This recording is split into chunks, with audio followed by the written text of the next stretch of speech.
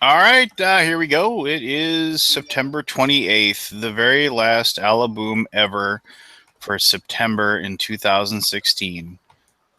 Oh, did you just say Bazinga? Do I need to mute you? Yeah, pretty much. Well, I thought it was the last one, so I thought I'd defend it. Oh, So how's everybody doing? I'm doing decently well, I think. Yeah. I don't know. Anybody got anything new on their plate? Anybody got any really burgeoning topics that are on the tip of their tongues that they just desperately need to talk about? Nothing I desperately need to talk about. Yeah. I can talk about the last Friday after playing it last Saturday. Did you play it last Friday? I played last Saturday. What'd you think? I think it is a cool concept and a cool game idea, which is fatally flawed and poorly executed. Oh, you heard it here first. Poorly executed. Yeah, it's really tough because I really wanted to like the game and I think the theme's cool, but the idea of switching back and forth between hunter and hunted is very cool in concept, but it just doesn't really work well the way it's designed. And my biggest problem starts with chapter 2. So chapter 1, you're trying to kill the campers before they get in the cabins. If you can kill them all, you actually win the game, but chances are you're not going to kill them all because it's pretty easy for them to get to cabins. It would be extremely difficult for you to run them all down.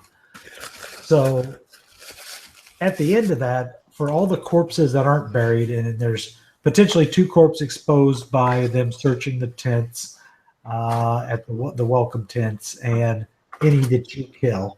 And so you subtract the number of survivors, you subtract the number of corpses on the board, and if there's more corpses than survivors, you get some maniac tokens back, which give you like a one-time extra move or a one-time kind of lie where you're at a little bit when you have to reveal your position every 3 rounds, etc. So you can get those extra tokens. Then you move to the next round, and in the next round, the campers are in the cabins, and you're wherever you happen to be. I think I can't remember where you're at as the maniac, but your job is to evade capture until the end of the night, in which case, if you do so, you will get a invisibility token, which is a one-time ability that you can use.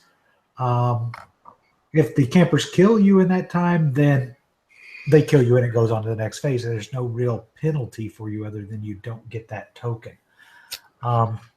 The determination of how many, whether you get any of your other maniac tokens back, is the same formula: number of living campers minus number of corpses.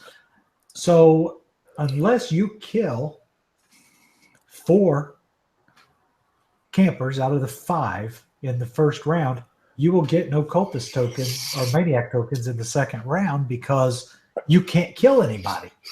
So if they've buried anybody, you're not going to be able to improve that. You're not going to be able to add any more corpses to the board. So you're really not going to do anything. You're just running around to try to get this one token.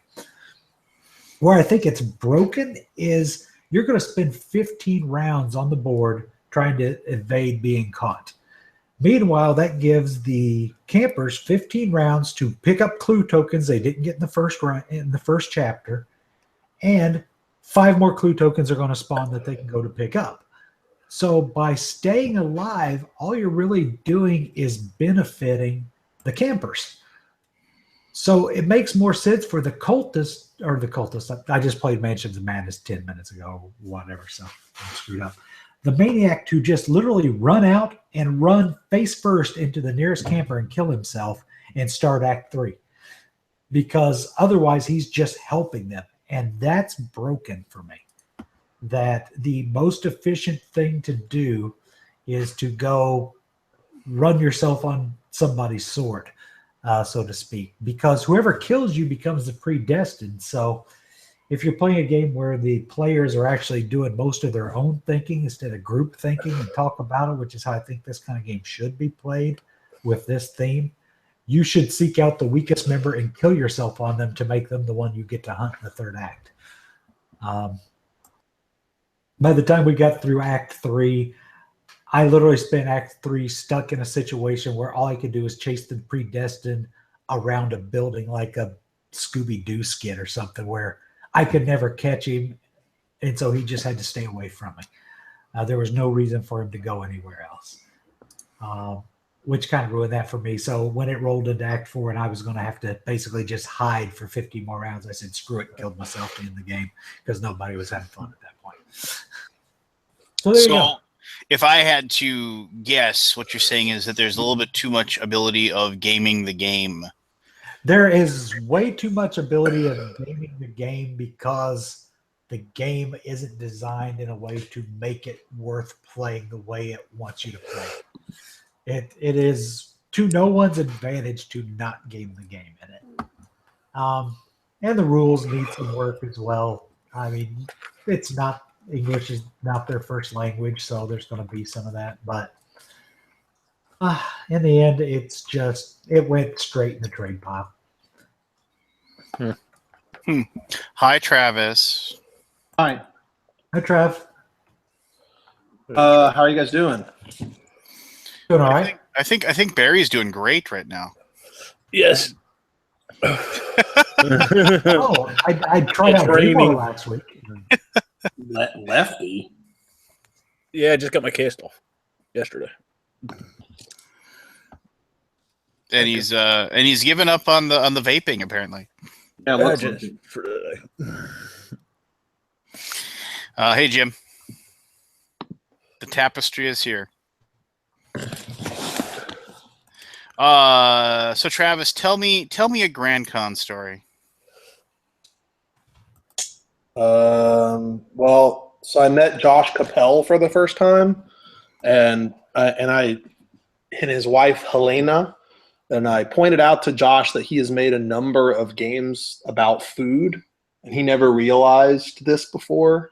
And I was like, "Oh, you guys are like the food people, right?" And he's like, "What? What do you mean food people? What is that supposed to mean?" I'm like, "Well, you worked on Wasabi and Problem Picnic as your new game, and Food Fight, and 5 other games." He's like, "No, I'm not a food guy." He's like, "I mean, I made 3 games about food. Wait, there's a series of games. 5 games about, 7. Okay, I'm a food guy." Like, he never realized he had worked on almost 10 games about food.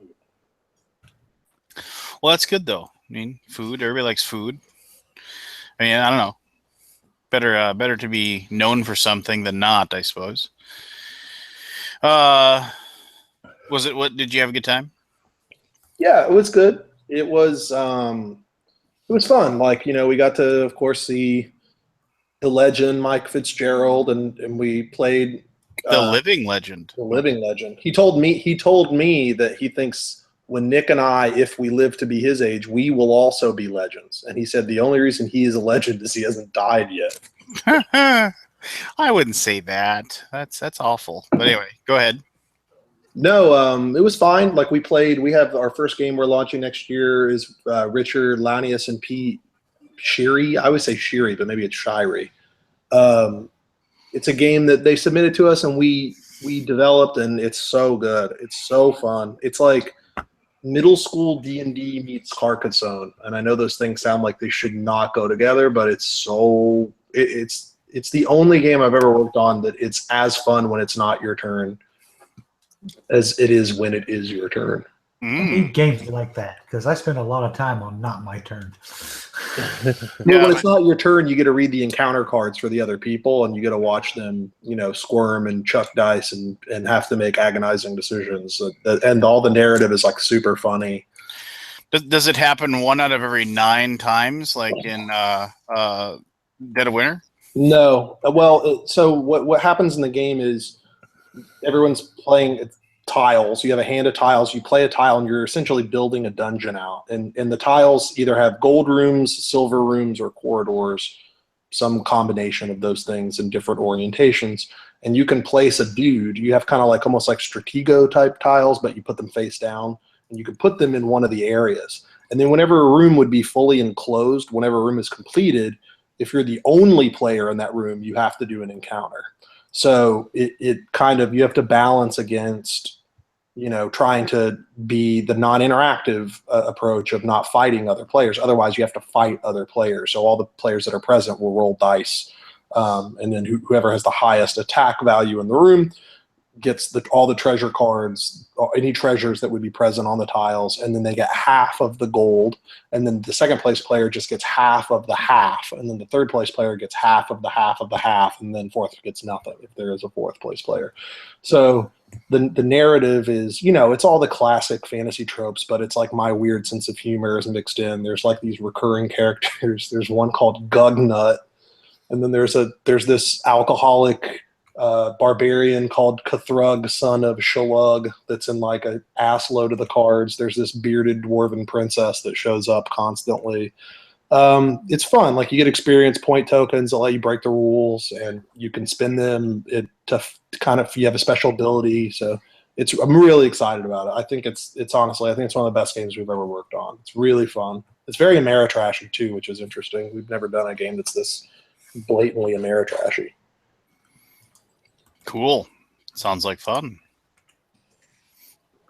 And I mean that seriously. I'm not. No. We played it with Richard Launius, and like Launius.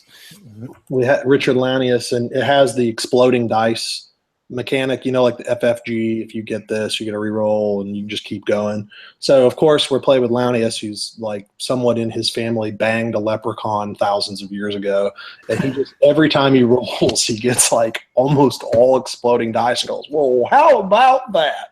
Like he's a complete underdog. Like, he'll have one guy in a room, he's rolling 2 dice, and the other guy's rolling 9 dice, and then he wins because he hits the explode on every single roll. It got to the point where Nick was just like, "I'm not going in a room with him anymore. He's too lucky." There's no such thing as luck. Oh God, here we go. Well, there isn't. It's ridiculous to believe that there's actual luck. You just there's chance and probability. There you go. But a very wise person once said, "But if you believe in luck, it exists." So, where that one. In Crystal Blink, because I believe in me. I bet you do. I bet you do. Hey Jim, what's new? It's just been a long week of work. Only Wednesday. It's already a long week of work. Yeah, it is. It is. I've got to put a conference together for next year for my professional society. So I've been working on that. And then got 2 games that I managed to take one out of the shrink wrap, and the other one is sitting in shrink. And then I'm going to go off to Centerville, Ohio tomorrow to a store called Epic Loot. I've never visited before, and play a little Zimby with folks. So that's it. Life in a nutshell. What's the game you opened up, and what's the game you didn't? So I opened up the Cthulhu Pandemic, and that looks interesting. And I did not yet open up Study in Emerald. Shows you my theme, doesn't it? Second edition or the first one? I'm sorry? Second or first Study in Emerald? The second one. That's the one I played. Yeah, so I read the story, and I like Neil Gaiman's stuff. So I enjoyed the story so much, I thought I'd see if I'd try the game, since his name is on the game, and I don't know anything about it other than it's got mixed reviews from people. Yeah, I would give it a mixed review. Man, I could talk about that game. I have this whole theory on Martin Wallace, and what's cool is now I talk to Martin kind of regularly because we're working with him. Ooh. He honestly is like, he's like in my mind, I think he's one of the great designers. Like, I think he has made exceptional games. And he's he's still one of the guys that's, he's around. He goes to cons, he still puts stuff out. He's trying to stay current.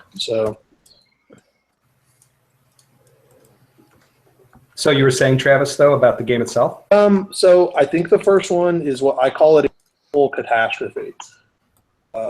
And by that, what I mean is that the game is just, it collapses under the weight of its own ambition.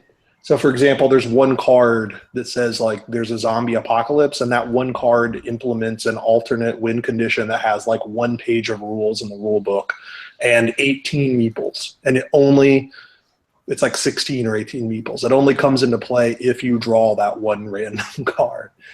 And there's just so many exceptions to the rules, but like really complicated exceptions to the rules. I mean, so my whole theory is that he made A Few Acres of Snow. That whole Halifax Hammer unbeatable combo thing was, pointed out by someone, and then he just kept making A Few Acres of Snow with different themes, and it just got more and more crazy as time went on. So I started just buying every Martin Wallace game impulsively because I was like cataloging his slow descent into madness by way of his releases. And then we had a meeting with him at Gen Con, and so he's like, all right, well, I do have one game. It's a little different. Here's the game. It's about Australia, except in this game you are farming, you are building railroads, and Cthulhu is attacking everything. And I just looked at Nick, and Nick did everything he could to not laugh because I was like, oh my God, my theory is like completely real. Like he's gone off the rails. Like I can cultivate. Then he talked about like soil acidity for like 20 minutes. And I tried to interrupt him, and he goes, please, still explaining the theme here. And like Travis Worthington's just looking at me like shaking his head like, oh my God, what the fuck is going on? It was so awesome. And I just kind of tilted my head and listened to him talk madly for like 45 minutes about soil and sheep and why certain animals weren't, couldn't thrive in that environment, etc. Oh, that's pretty cool, actually. Yeah, I mean, so did you pick up the game then? No, we did. I mean, that's not one. We're talking to him about something else. He's actually contributing to a game that we're working on, like a big game that of Robert Burke's next year. Him and Mike Fitzgerald are like the two big names on that. That I'm really excited about this game. I think it's like a different kind of Kickstarter. I will say as well. So I have a question for you guys. So I'm thinking about this new game I want to design, and it's rather dark. And my question is, this one's dark. And so the question is, for a game labeled 18 and over, can it be too dark? Now granted, I'm not talking about going into Holocaust themes and stuff like that. But still, when you have things in a game like suicidal ideation or cutting or things of that nature, is that too dark for a game? Did you hang out at the neighbor booth too much at Gen Con? I'm sorry, what was that? Did you hang out at your neighbor's booth too much at Gen Con? Yes. No, that would just drive me fucking crazy.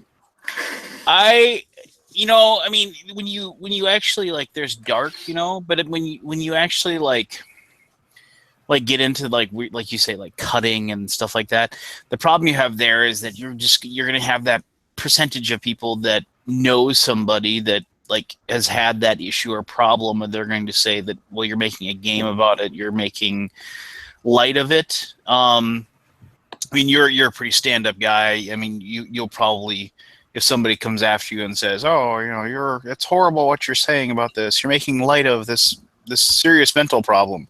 I mean, you'll just say whatever and move on.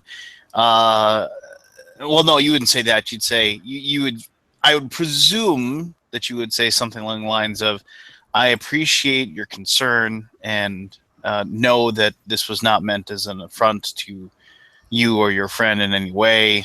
Thank you very much. And then you'd move on. I mean, you'd be done with the conversation.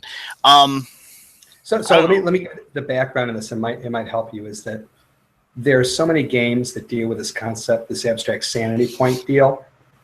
And what I wanted to do is to say, well, rather than sanity points, what is the actual insane manifestation? That's a good question. So like when people go insane, you want them to actually get like something awful, like they're actually going to like kill themselves at some point because of the fact they get too Yes. insane. Yes. I mean, the problem is there. It's just like I don't know. When you start like saying, "Oh, we're gonna like have a game about suicide," you're gonna have a problem. I think. I mean, it's and I'll be fully honest. I mean, I'd have trouble, really, going that route too. I mean, just because that's kind of really grim. I mean, I just did a review of Parthegenesis, which is like this pretty cool game, deck building game about each person's basically attacking a body, trying to be the one that like basically kills this like abstract person. And Is this the people who made Transylvania? Yeah. The Cunningham people, they're really nice people. And it's like, I believe it's Lauren's wife who is actually like a chemist or something. Like she actually works in infectious diseases. I mean, so that's where like her knowledge of the situation is where they got the idea for this. And so each person plays as like basically a group of antibodies, that are trying to infect this person. And so, and like when you're playing it competitively, each of you is trying to gain as many of these tokens that basically count as victory points. And like, and if you attack it, the respiratory tissue or gastro, like those parts of the body. And if you're and once all of the pieces come out of that one area, like all the respiratory pieces are gone, the game ends, and then you total up your points. And I mean, the game doesn't flat out say that like the person dies, but I mean that's kind of like what the impression I got from the game. And even that I felt was kind of heavy. It's just like so. Yeah. And I realized that like we play tons of war games and things like that, where it's like we're talking about hundreds of people dying, we don't think twice about it. I think it was because it's just like such a personal thing. It's just like, you're talking about, I'm gonna attach this card to this card. I'm gonna make that infection from that scrape, toxic, and all these things. And so then you actually start thinking about that. And get out of here, cat. You actually start thinking about that, and it's just kind of like, ugh, just like that's kind of awful. But I don't know. I mean, I think, yeah, you could definitely go too dark. I mean, So if you went more abstract with it, maybe you'd be okay. But I don't know. Well, the abstract. So basically, you've got the live players and the dead players, and they each, if you die, you're not in the game. You're still in the game, to be able to haunt. But the idea is, on the abstract sense, you can say paranoia, anxiety, sleep deprivation. People really don't care about that. But if you lose 3 sanity points, what does that do in a theme? And I'm on the edge on this because I really don't want to go down the route of cutting suicidality, things of that nature. And yet it would be perfect with the theme. Well, and that might be a thing where, it might be perfect for the theme, but maybe it's something where you should just take whatever. Are you designing this mechanism out to theme or theme into mechanism? I mean, if you're designing it theme into mechanism. Okay, so then I think maybe this would be a great game to have as far as like something you could play with your buddies and whatever. But I don't think you could market it. I mean, I might be wrong. Maybe I'm just being too touchy about this. No, I agree with you. It seems like there's just another. I don't think so. It's not that you're just going to bring reproach upon yourself, upset people, have to like be put into a compromising situation, and for what? Like, I'm sure you could find something that is content that is not quite that risque, that touches upon your idea without actually having to say that. It's not a matter of like you're succumbing to censorship. I was in a band in the 90s. And we actually had an album called Just Do It. And the cover of it was a Nike swoosh symbol slashed into a wrist. And the record came with a razor blade. And holy shit, people wanted to kill us I mean, and we're lucky we didn't get sued by Nike, more importantly. But there's just kind of, I was young and I thought that was funny then, but now that I'm a little bit older, it just, I don't know. I mean, I understand the wanting to do something. Even that sounds like satire to me. I mean, that's just that. I mean, sure. So I mean, that's even more palatable. I mean, it's like, but when you actually like, oh, we're gonna go really grim and dark with this, and it's all about. Well, no, it doesn't. Yeah, I mean, I don't know. So it doesn't have to be that grim and dark. Certain paths can be cut off. It does not have to go with cutting, for example. Although, in terms of what people could do when they're insane, that's rather tame. The question, the thing is that with a game like this, if I were to do this, it either has to be grim enough where there's a palpable feeling of anxiety in the room to really make it like experiencing a horror movie kind of thing, or it has to be that tongue-in-cheek kind of horror. And I really don't like to play there. Yeah, I think if you dealt with insanity from this person's going insane and doing things to other people versus to themselves, people would actually be more okay with it. Well, actually, it's funny you mention that, Keith, because the mechanism of this game is that all the cards are played face up, and you use the person's insanity points to play their cards against other players. No one gets to play their cards on themselves. It's all inflicted by others. So in that sense, you're not doing it to yourself, but you actually are. I mean, in some ways, without knowing what the mechanisms that you're looking at are or things, the lighter version of what you're talking about sounds like Gloom already, where you're trying to make people as miserable as you can before you kill them. Which Gloom is not a great game, but it does have an interesting mechanism and theme with the transparent cards and the other thing. And what you described sounds a lot like that, but dark to a standpoint no one will buy it.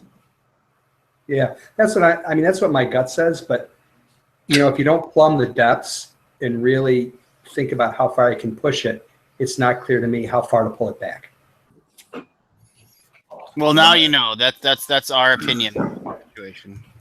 I don't how much how many copies of that furry fantasy thing sell? The furry porn thing game. What the hell is it called? The Veronica? Neighbor. Yeah, Veronica. How many copies did that sell? I'm just curious. It wasn't my turn to keep track of them, was it? Yeah, you were next door. They had a lot of action, and I use that term metaphorically. No, that's kind of darkish, I mean, that's just creepy. I mean, well, I'm sure somebody looking at your ID would say the same thing. But, it's... Oh, they just say it's stupid. But I get your drift. But you know what? They've got to be making some money on it. They're all over the freaking place at all the cons. They got to be paying for that somehow. Well, there's probably not a lot of choice for people into being furries to have their own game. So they're probably kind of the only game in town. So yeah. All right. Well, thanks for answering my question, guys. I appreciate your insights. Yeah. No problem. There you go. Yeah. So that we're not going to have a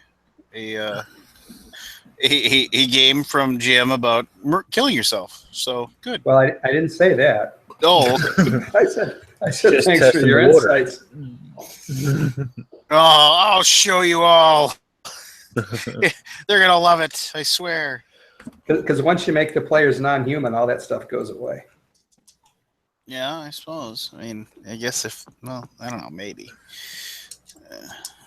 I don't know. You're the guy with the big job and the tapestry behind you. So turn them into robots and have a positronic brain malfunction. You've got the same thing, and people don't mind you breaking your own arm off.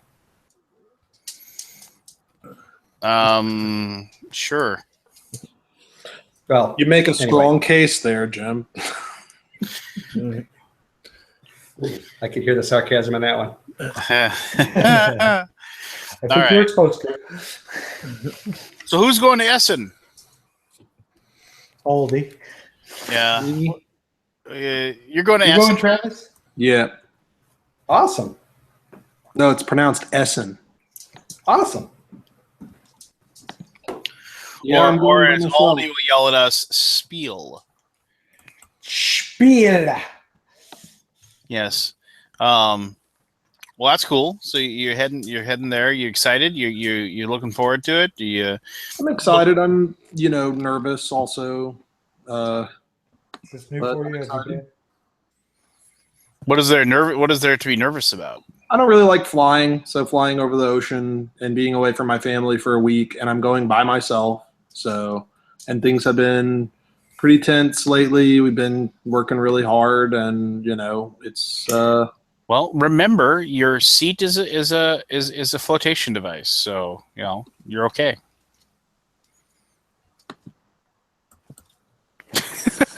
yeah, Hey, very. I was on this. it's great. I was on this Lufthansa flight. I got to tell you, and I was like half asleep, and the air flight attendant woke me up, and she looks at me. She said, "Do you want lunch?" And I said, I don't know. What are my choices? And she said, "Yes or no."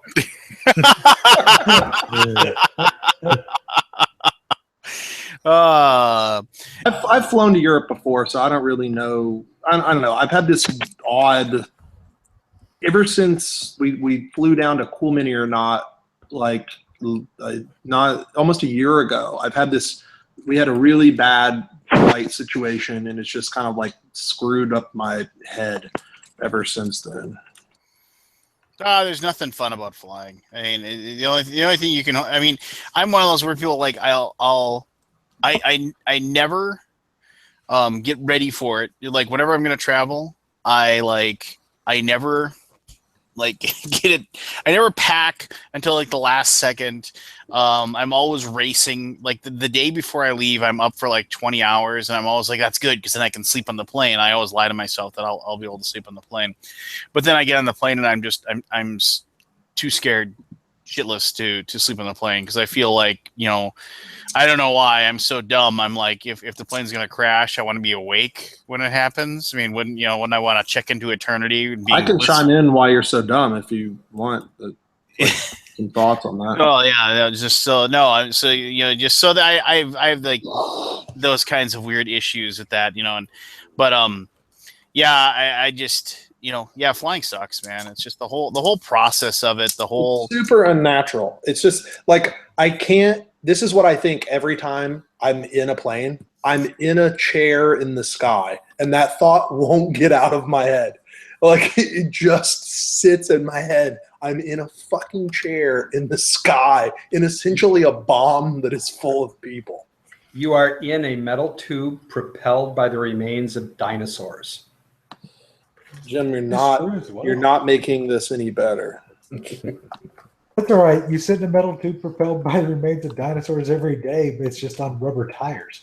Exactly. yeah. So this may not help you, but it always helps me on flights. I do math. I'm terrible at math, so no. What about Sudoku? I've never played Sudoku. That's not my strong suit. Do you get nervous and just talk the crap out of the stranger next to you? Well, usually I'm with someone. So see, that's the thing. Like I'm with someone, so I feel comforted, and I'm not. I won't be with someone. If I have medication, I'll be fine. It's just like I'm going to a foreign country I've never been to by myself to a massive event to liaise with a group of people I've never met over our booth, which we will, have some new releases there. I've got meetings through the friggin' roof. I mean, I'm like booked every day for like 9+ hours. It's crazy. So what are your releases? To slightly change the subject because I'm curious. I don't want to talk about that right now. The second you mean future Kodama releases, not Essen releases? we'll have 2 new games at Essen. And they're secret? One of them is Kodama. Okay. Oh, Kodama, you say? Oh, interesting. Wow. I've been all day. I've just doing the Christopher Walken. Wow. Good for Do it you. again. Do it again. Wow. That's good. Yeah, it's not bad actually. That's you know, can you do more, or are you just down to that one? Wow. I just do the one. Well, I just do the one because it's funny. You do the hey. Hey, Do it. guys. Yeah, stick with the wow. Wow. Favorite Christopher Walken movie is? Ooh. True Romance. He's got a good role in that. Annie Hall. I'm gonna go. I'm gonna go Suicide Kings on this one. Wow. I think my favorite that I've ever seen him in was actually Hairspray. I think the one that his scene. I mean, he's basically only in the one scene in True Romance, but the problem with that scene is that there is no problem. Is that the problem? well, no, it's a great Ooh. scene. That's a great scene, but it's basically a one-on-one moment between him and I can't think of the other guy's name, and he outacts him in the scene. So I mean, it's like, so I don't know. It's What, Hopper? yeah. Hopper does a better job in that scene, in my opinion. Well, I mean, Christopher Walken is not as Christopher Walken is normally in that scene. Like, he's a little more chill. Yeah, I mean, it's. I mean, he has some good moments, like when he takes the knife and cuts his palm and pours the bourbon on his hand. And he's like, it hurts, doesn't it? That's about as good as it's going to get for you today. Just like, he's very, very, very good at the basically angel of death role. He does a good job with that. You know what I have to say to that? Wow. I like them in the. Just keep doing that on the plane. Yeah. So like, I've had. Hold on. I'll say one other thing. My favorite line about plane travel. Weeds, a TV show that went so downhill after like the second season, but still good. Like, those first two seasons are really, really done well. But there's this moment when Richard Dreyfuss, who admittedly, when they asked him why he was in the show, he said the money. Richard Dreyfuss plays the woman's older teacher that now is a postman, and he and like, she actually, like, when she was in high school, she had slept with him, just because she thought he was cute or something like that. So they're hiding out with him, and he says, "I've got some money. I'll fly us all to the Netherlands, and we're going to escape." And so they're all getting ready to go and get in the plane. And so then Richard Dreyfuss, they're getting ready, and Richard Dreyfuss takes out one of an old basically a blank trucker's hat, like white, and he takes out a Sharpie. And on it, he writes, "Ask me about your Savior, Jesus Christ." And he puts the hat on, and she asks him, or I think her brother-in-law asks him, "Why are you wearing that?" He's like, "Well, I put this on. Nobody says a word to me the entire time I'm on the plane." and then he goes, "What if they do want to talk to you?" "Well, if they do, then I take out my laptop and I start watching porn." I mean,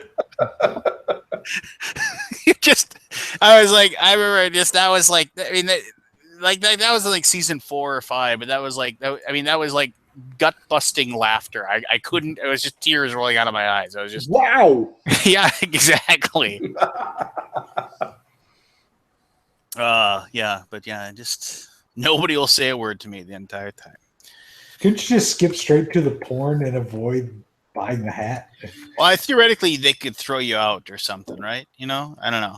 That Maybe. was people just want to watch my it good with you. friend on a plane once, because he was really sick, and what he didn't realize was he had type 2 diabetes and was literally about ready, like on the brink of death, because his doctor diagnosed him with diabetes and forgot to tell him.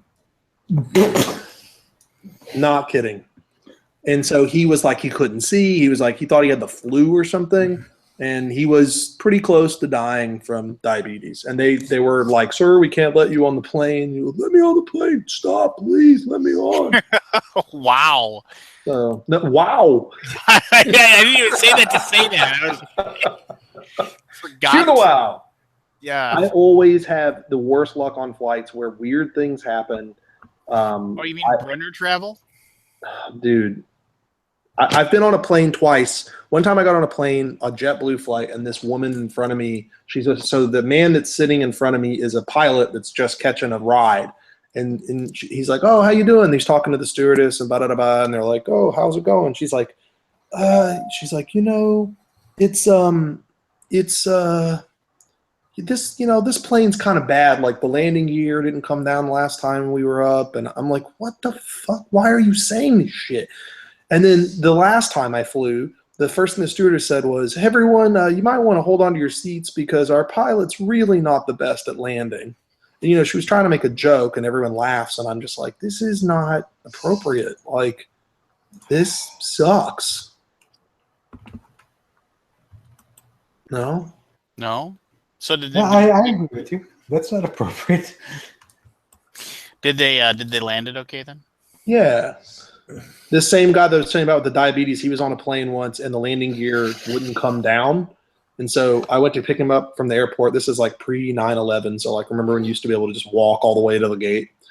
And I'm waiting. And then all of a sudden, all these people and like emergency personnel come running down. And what happened was the landing gear was registering as not coming out. And so they thought they were doing a crash landing. And so my friend said there's like an 80-year-old woman crying into his lap while he's trying to come to terms with his death. And the problem was the landing gear was down the entire flight, and they didn't realize that it never went up. So he's had kind of worse. I've been on a plane with him once where like the plane dropped like 20 feet out of nowhere, and I was like holding on, white knuckling my armrest, like freaking out. And he's like, "No, this is fine. This is normal." And then like after it was over, he's like, "That was the worst turbulence I've ever been in my life." Yeah, I mean, the only time it's just, I always hate when like you're flying and all of a sudden they start like turning for no reason. It's like, I always had this image of like, okay, so, you take off, you do the bank, they get to whatever level of flight, whatever, how high they're supposed to be. And you figure, okay, that we're going to go straight and we're going to go and until we get to wherever we're going, and then the plane will go down and we'll land and but like when it's like you're only 2/3 there and all of a sudden they like turn or something and you're just what no, why, what's going on? I mean that's when I'm like, nobody ever says anything, nobody ever does anything. I don't know, it's just they're trying to get you lined up with the approach runway direction they want to come in. you know what, I don't want to hear it. I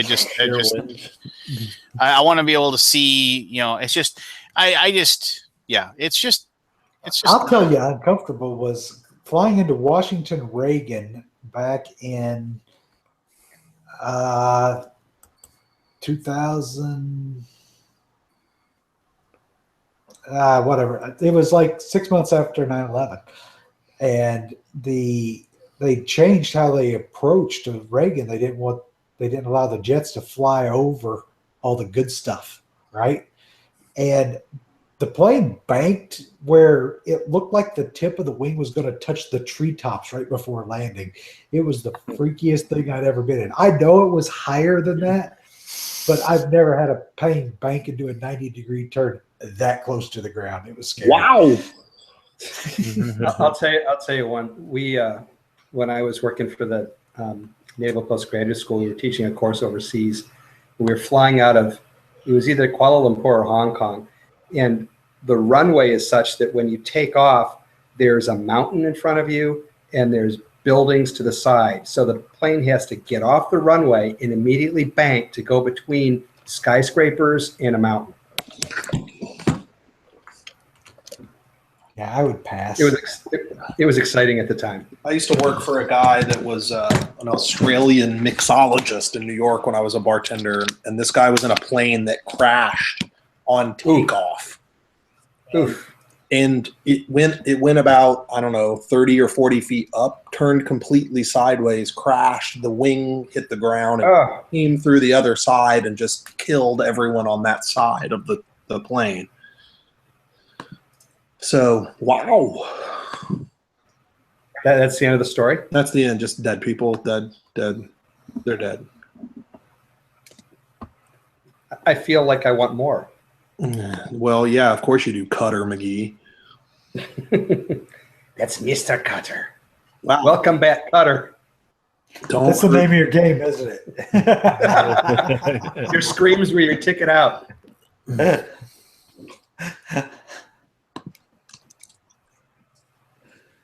So how you doing, Barry? I'm all right. Yeah. It's the long answers that get me every time. Got my hand back, so I was doing some wiring today, but not much going on.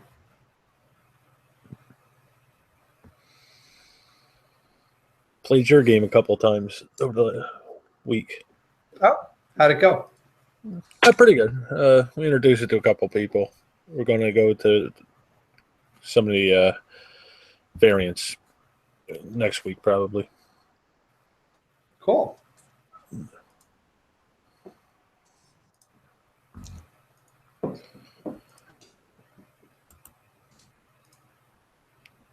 Okay.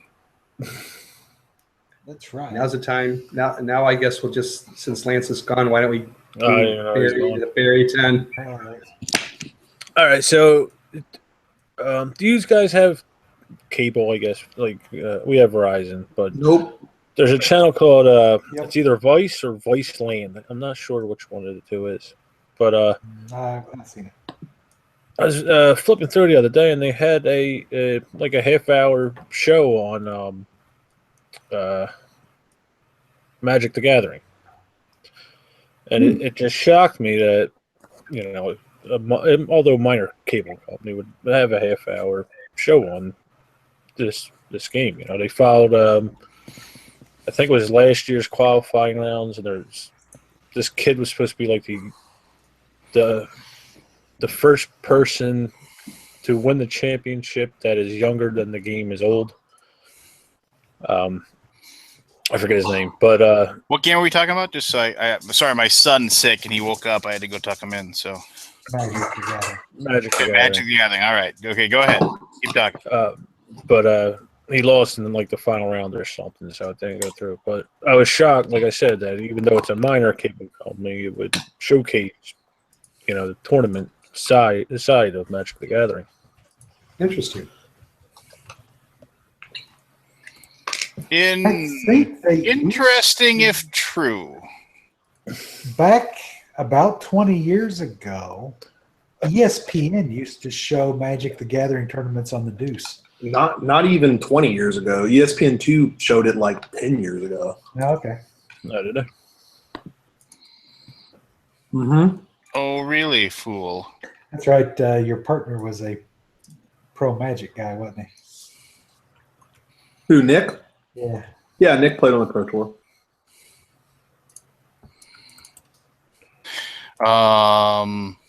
Yeah, cool. The conversation is just riveting tonight. Well, no, I was just. I remember. Here's the thing that bugs me about Magic, and I get people can like you can get really good at it and whatever, and you can, you know, but ultimately it's like, okay, so you build your little deck, right, and then like you have this all set up. And you got, you know, the things that you like or whatever, and so then you go in and you sit down and you're in the championship or whatever.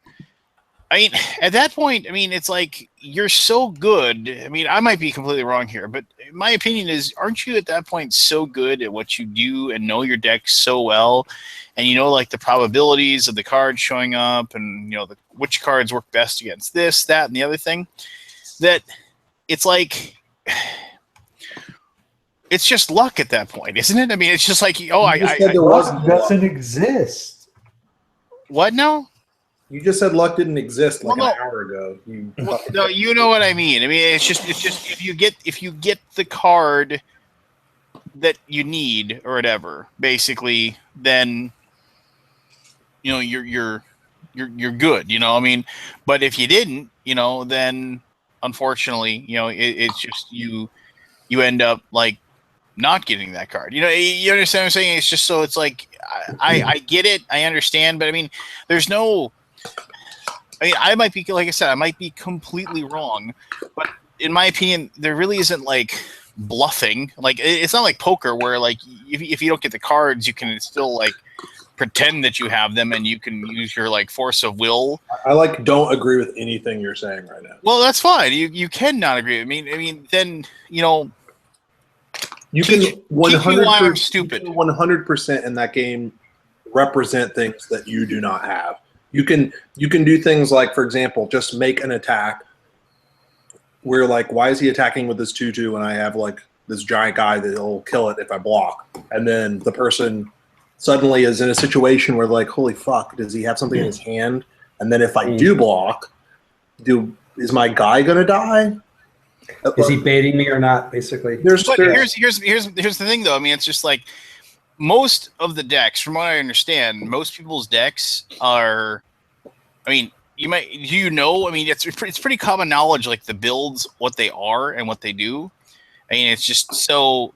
I mean, it comes down to math and probability. I mean, not in limited format. I spent all weekend playing Magic. This new set was amazing. This new set that just came out was so fun and so good. I played Sealed Deck 2 times this last weekend. Yeah, Sealed Deck is the only way I used to like to play. And I mean, you can bluff the hell out of stuff. I mean, I used to play a lot of blue decks, and you sit there and you bluff, sit there, you keep lands back so you can counterspell their big stuff or pretend you're going to make them nervous about potentially playing their best card and just having it go right to the graveyard with no effect. I mean, there's lots of reasons to bluff in Magic. all right. I don't know. It sounds like it's very much a skill-based Magic, like when it first came out, and then didn't play Magic much after that. I've probably played one round of Magic my entire life. I have played Magic for 20 years of my life. And yeah. It's I had a friend who made $250,000 playing Magic one year, and then started playing poker, and then 3 days after his 21st birthday, made it into the World Series of Poker and made $90K into the semifinals, and then the next year he made final table and made an ass load of money. So, are you talking about David Williams? Nope, I'm talking about Gabe Walls. Because David Williams was the cheater.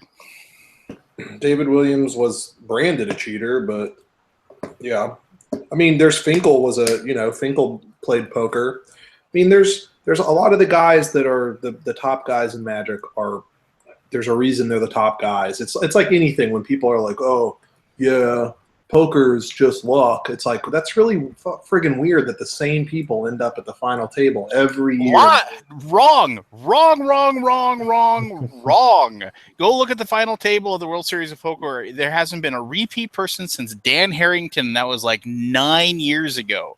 There's too many players. There's too many. It is.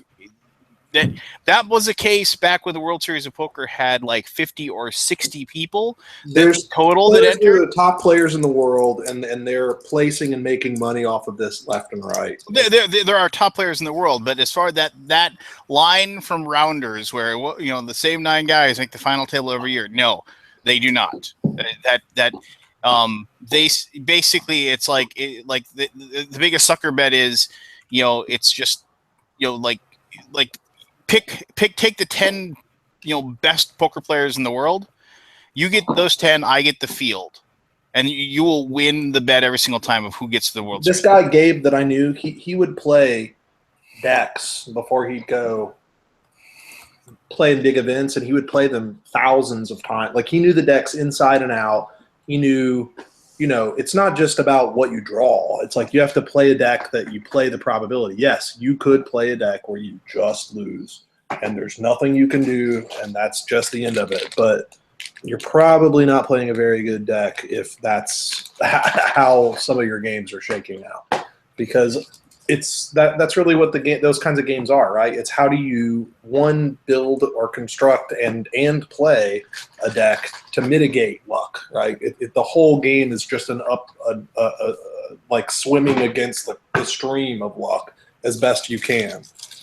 I mean, I'm pretty good at Magic. I'm not as good as some people, but I certainly, like, if I play in a little local shop or something, I always do really well. If here's Gabe Walls got banned from, he wanted to be a pro Hearthstone player, but he got banned because he was doing win trading. Yeah, I don't know anything about it. Gabe went off the rails years ago. So, but well, I actually decided to Google him and to see like what his career poker winnings were, and it's just like the biggest thing is that he transitioned from being a professional poker to being a pro Hearthstone player, and now he got banned from Hearthstone because he was cheating. And his tweet said something along the lines of, "I demand that you form a governing body to determine whether or not." And they basically just said, "No, thank you. We're just." Yeah, well, he's like, unfortunately, like, lost his fucking mind, and Nick and I don't really talk to him anymore because he's kind of a mess. But there was a time when he was young, and he was a smart guy. I mean, and he was very good at the game, and yeah, I don't know. I mean, I think Magic is certainly, there are games that I have played where I played at the pre-release this weekend, and my second game, my opening hand had 3 land in it, and I drew nothing but land for the rest of the game, and I died. And there was really just nothing I could do. There was no bluff. There was no out. I just sat there and watched the game happen, and I died. And that's Magic. Like, it's the screw flood, mana screw, mana flood situation. And it's like the thing that sucks so bad about that game, but all the other elements of the game I think are pretty interesting. And it's still like, it's a friggin' fortune, that game. It makes so much money. Well, on that note, gents, I'm going to say good night. All right, have fun cutting. Yeah, have fun designing more games about horrible themes. Yes, thank you very much. Have a great night, guys. I'll check you out later. Ciao. You just say ciao. Good ciao. Maybe, I don't know. Wow. Are you going to Essen to pick up anything, or you just don't care about that? Who, me? Yeah, you. Oh, I have a giant list. Ooh. All of which will be under the guise of we are interested in licensing this game. Oh, nice. Are you just gonna ship it back then? I mean, I've heard it's almost like it's just you got to bring like 8 pieces of luggage or whatever. I'm gonna take just a small carry-on bag for myself, and then I'm gonna bring a big honking suitcase, and then whatever I can fit in that suitcase, I'll do that, and whatever I can't, I'll just ship it back. That's cool. Are you what's you just with the goofball stuff that you're just gonna pick up because it just sounds interesting, or what? Well, I mean, there's some stuff like, there's some stuff in the U.S. that'll come out in the U.S. later that I'll probably wait on, but I'd still just put it down just to kind of get a look. I mean, I can tell you what I've got written down. Oh, yeah, I've honestly, I've barely perused the listing, and yeah, I don't know. I haven't really. It's Essen's so weird because it's just like the sheer amount of stuff that's there. I'm better off just waiting to get to BGG-Con and then just going to the Fun Again thing, and then just seeing what they have for sale. I mean, there's stuff like Seven Wonders Pantheons and Imperial Settler Aztecs that I could totally wait. Innis, things like that. But there's some strange small publisher stuff. I mean, I'm super excited about getting a bunch of Phil Eklund shit in person. Although I am going to railroad his ass for. He was like emailing me, and he was, I'm going to send you this thing, and he never sent it to me. And I like emailed him later. I was like, hey, what's going on with this? And then he just never replied to me. That's pretty standard for him. I mean, it's not personal. It's just. Oh, I don't care. I took it personally. I told him he was one of my favorite designers, and he took the time to talk to me, and then shit down my throat as far as I'm concerned. Wow. So I will just stab him and his scientist son in a room full of people. Nice. But there's some did you see this game called The Perfumer that actually has cards that smell? No. You see, it's gimmicky games like that sound really cool, but then you realize that they're not really. I don't know. It just doesn't seem like they're really even a game. Like I said. Well, I'm gonna take a look. There's something like this Chromosome game looks pretty neat. Obviously, I want to get Oracle of Delphi or whatever the fuck it's called. But there's a bunch of. I don't really. I probably have like 15 games on here. Just why don't you wait till you go to BGG-Con? You can get one with the TMG logo on it. Which one? Oracle.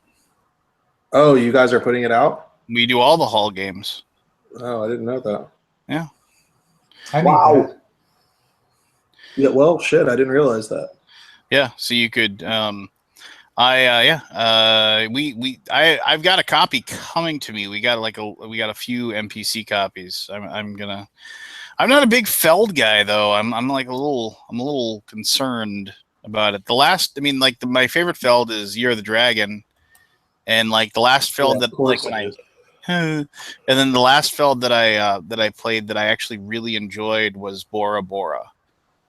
Oh, I love Bora Bora. Yeah, Bora Bora's awesome. And for that matter, I really liked. I'm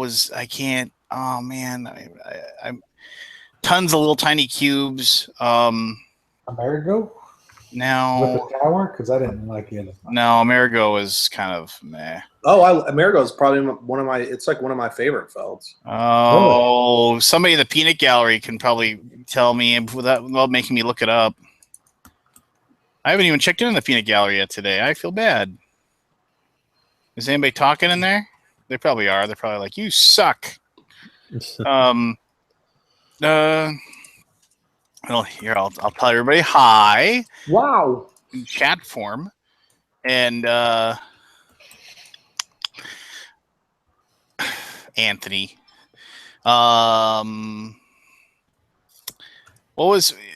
Feld game. I think it was out of print for a little while. It might still be out of print. It had tons of little tiny cubes. I traded it away stupidly. Macau. There you go. That almost sounded like Walken. Yeah. Macau. I don't like Macau. I think Macau sucks. I enjoyed Macau. I thought it was Macau. That's still out of print, I wonder. Must still be out of print. Probably. It says you can pick up copies. I loved Feld stuff, but I'm not really a Eurogamer guy anymore. I'm kind of over the Eurogame thing. Yeah, it looks like it's still out of print. It had dice, which I really liked. Aaliyah. Yeah. I like the year where he put out Amerigo, Bora Bora. What was the Bruges? I liked Bruges. People are asking $100 for it. I liked it, but I didn't like it that much. Yeah, I don't think Macau's one of his best games at all. I think maybe I just liked it because it had a billion cubes and probably liked it because you wanted to be different. What? You liked it because you wanted to be different. No. Yeah, no. I even did a review of it 1,000 years ago. Interesting. Wow. Yeah, totally. Wow.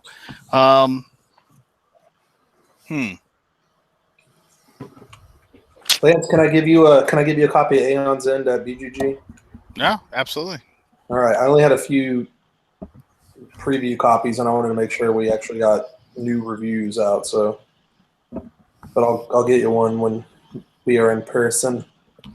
How's that coming along? How's what? Aeon's End? Yeah. It's getting ridiculously good reviews. I sent out 6 reviewers have it, and I've heard back from 3 of them, and all three of them are like, this is one of my favorite games now. So. Well, didn't Man vs. Meeple did a review of it, didn't they? Yep. Yeah, they did a very positive review of it. Yeah.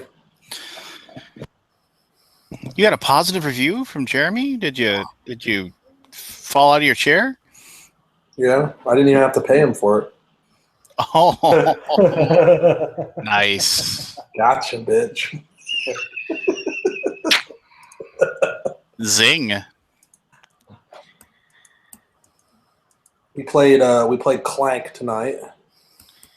I want to like try that. that. It's kind of a mess, but I like it. I'm still. Is that out yet? Is it like just October? October.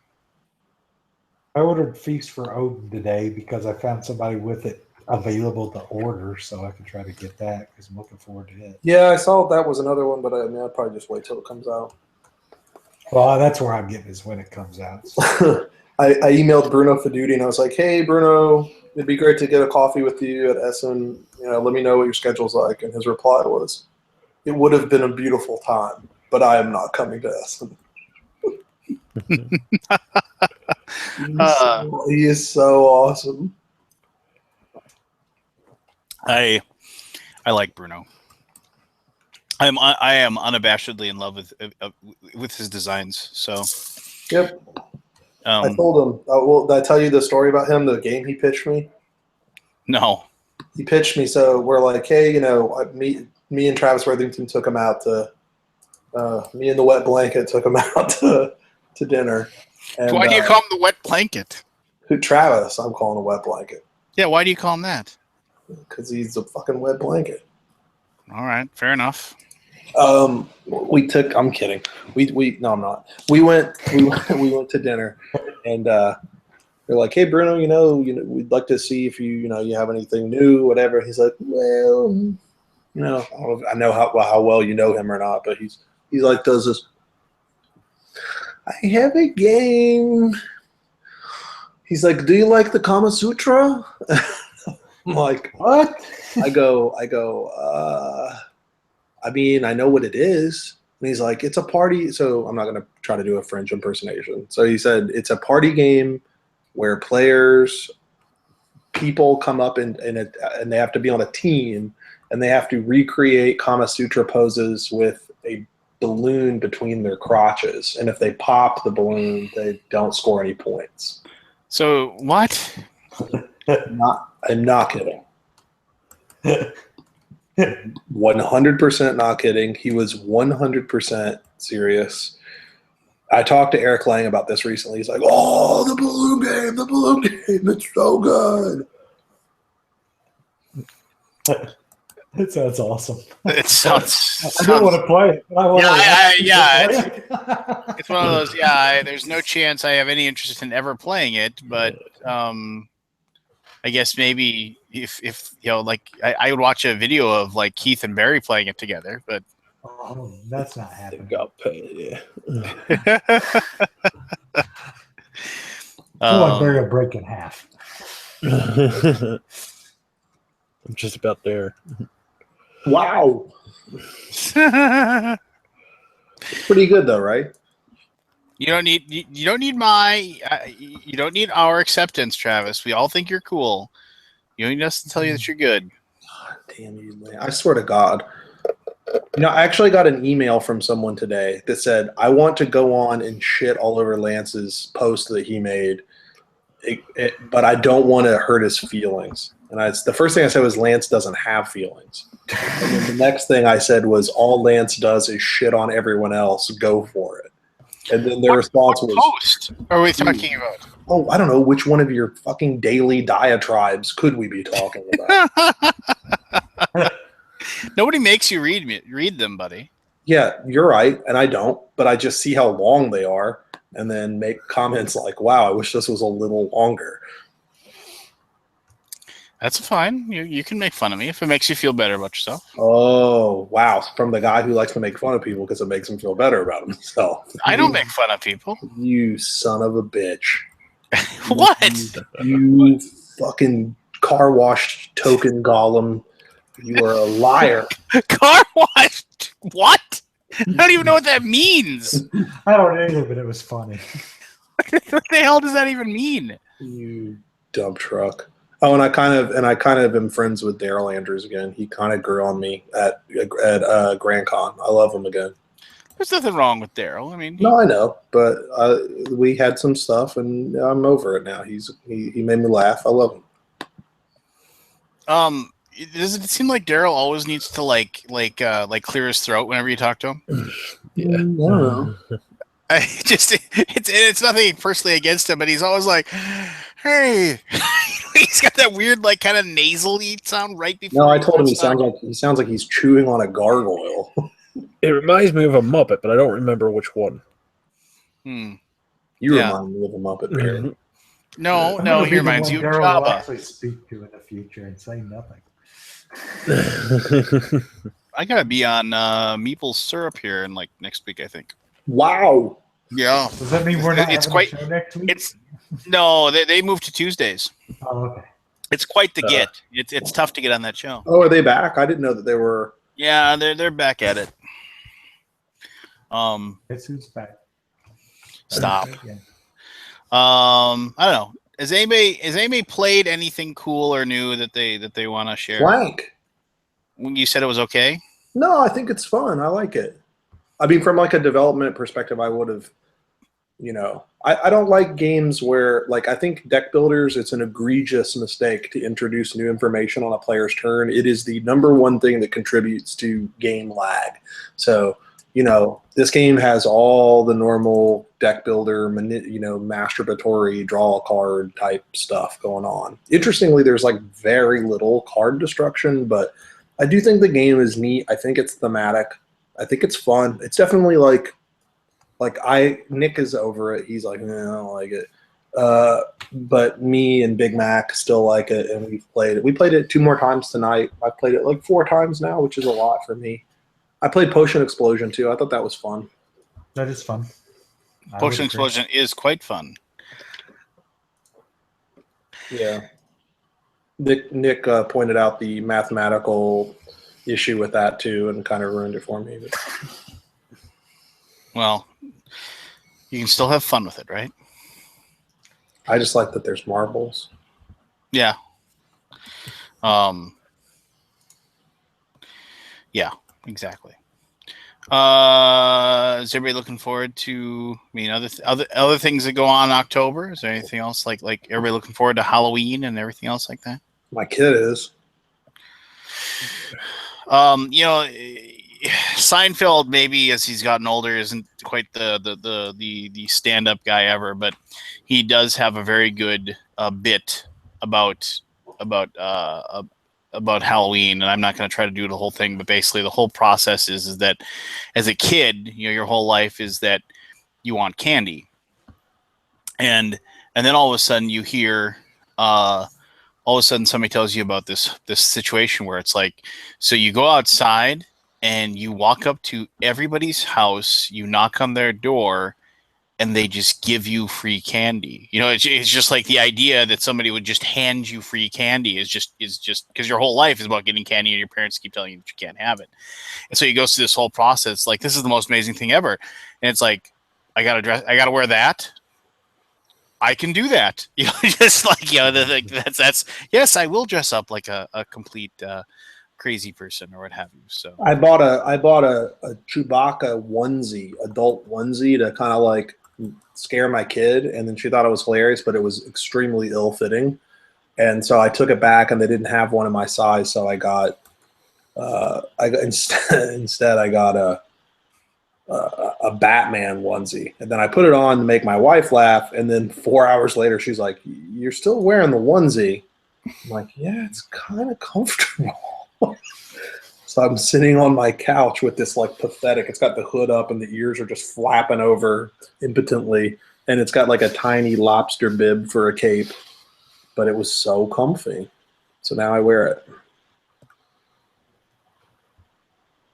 That was a Halloween segue there. I have no idea. You wouldn't wear a onesie? I'd love to see your belly in a onesie. Oh, I bet you would.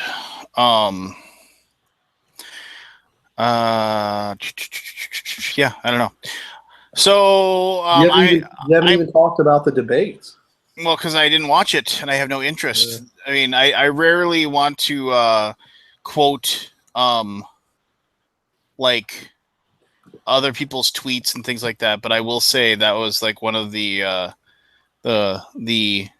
funnier quotes tweets was the only winner tonight was the Voyager spacecraft, which is currently hurtling itself away from Earth at 19 kilometers per second.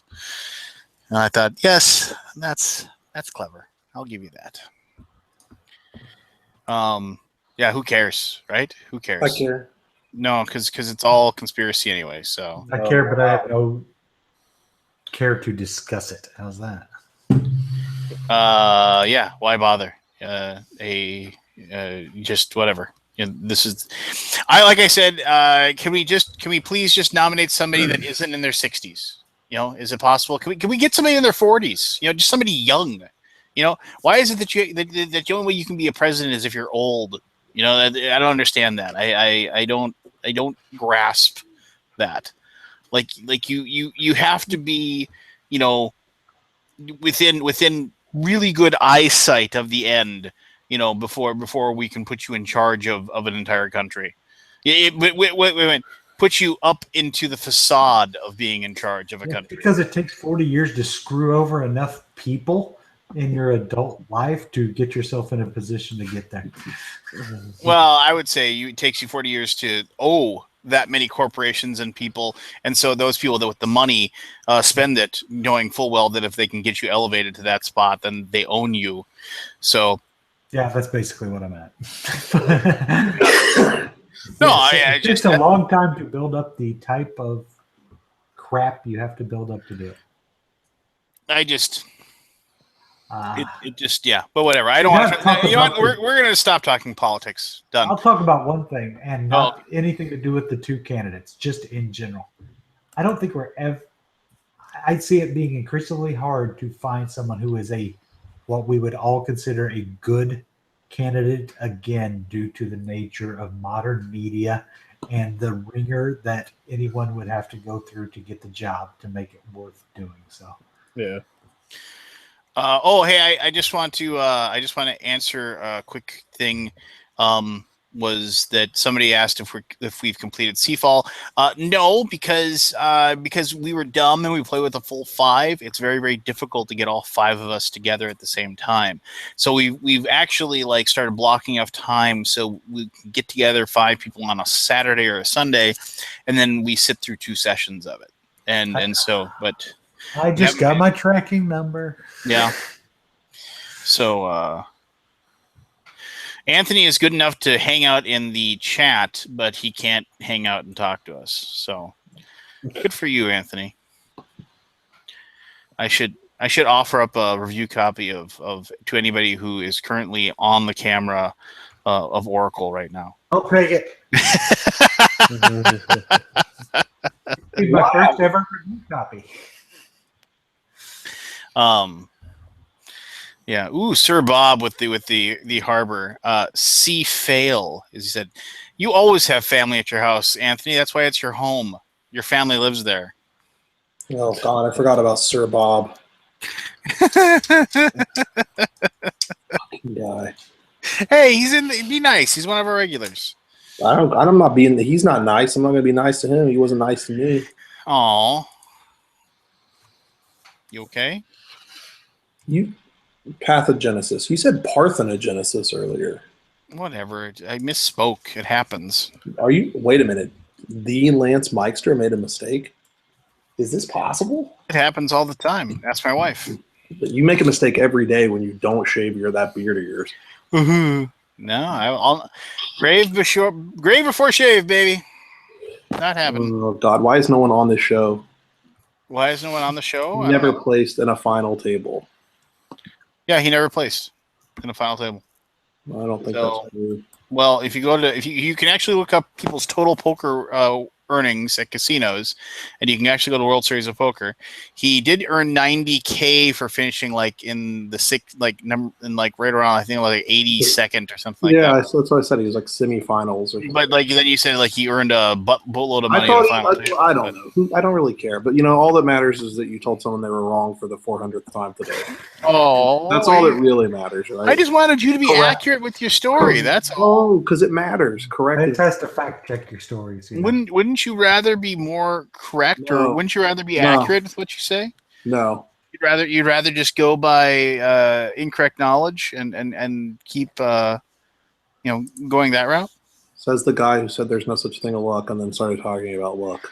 There isn't. I mean, there's chance and probability. I use luck as a stand-in for the terminology. No, this is called backpedaling.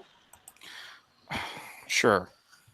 Man, how can I love you and loathe you so much at the same time? I don't know. You sound a lot like my wife right now. I just love her. Everybody loves my wife, and then she thinks nobody likes her. So it's just like I'm like. I don't like her. I love her. Oh yeah, whatever. The thing is with like when I convinced her to go to Essen, and she's like, "Why would I go to Essen?" I said, "Because I have multiple people asking me if you're going to be there. They're more worried about you getting there than me getting there at this point." And it's just like, I mean, all the people at TMG just adore her, and it's just like, she's pretty cool. I mean, I'm pretty dang lucky. I'll say that much. My brother. Thankfully, I don't leave the house now to work. But like my brother used to say, I'm really thankful that my key works in the door when I get home. And I used to say that a lot too. It's like, yes, it's still working. So, and like she said, she's like, I always used to think if I ever got really mad at you, I'd burn all your games. But I realized they're actually worth a lot of money, so I should probably sell them. I was just like, thanks, honey. That's awesome.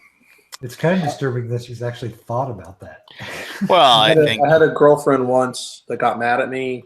And no way, really? Here we go with the fucking bullshit. You just are a piece of garbage. So I kissed another girl, and so she cut the crotch out of all of my jeans and shorts with scissors. That's why? So because the other girl would have easier access to you, or what? Infidel. It sucked, man. I had to buy a lot of new jeans. I figured you'd just wear them. Oh God, Age. I'm gonna go. You're the worst. Why am I the worst? I can totally. I've seen the pictures of you drumming in your underwear. Oh, do you sure you want to fact check that and make sure I'm a drummer? Asshole. Hey, you're the one who showed me those pictures. I can totally see you. I want to wearing shorts. I want to put Sir Bob in front of you and shoot both of you with a harpoon. A harpoon. So my wife and I, we went. Do you guys have these things called the tour of homes in your areas? Maybe it's just an Upper Midwest thing. Maybe it just goes by a different name. Basically, like all of these different like builders of homes, like they have their like show homes that they've kind of pimped out a little bit, and then basically what happens when they want to sell the show home, they model it up.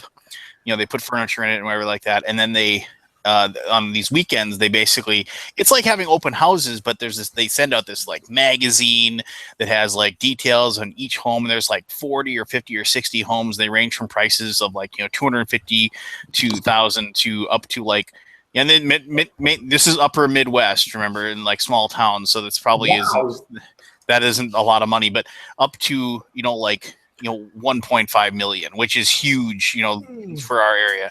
So, my wife and I, like, we've kind of outgrown our house and we're considering the idea of selling ours and upgrading. And she wanted to go on this tour of homes. And so I said, yeah, that's fine. We can go. And, so you kind of look and you map out and like, there's this map of the city and you figure out all these homes to go to and everything like that. And, so do you guys have something like this? Am I talking about am I talking crazy at this point? Like you never even heard anything like this or whatever? No, Lance, you crazy? No. Okay. Well, so here's the deal. So maybe I'm dumb Well, about this, Yes. as far as when Travis, stop making fun of me. Oh, I'm opening some free games. Keep talking. what are you opening up this time? I got some stuff from Hasbro today. What'd you get? What'd you get? Show it off. Show it off. I got Risk Game of Thrones and Star Wars Black Edition Risk. Woohoo! No. Thank you, Dougal. Who? Dougal. You don't know Dougal? Nah. Dougal Reginald Grimes or whatever his name is. Dougal is the best. Nah, I don't know that guy at all. No. So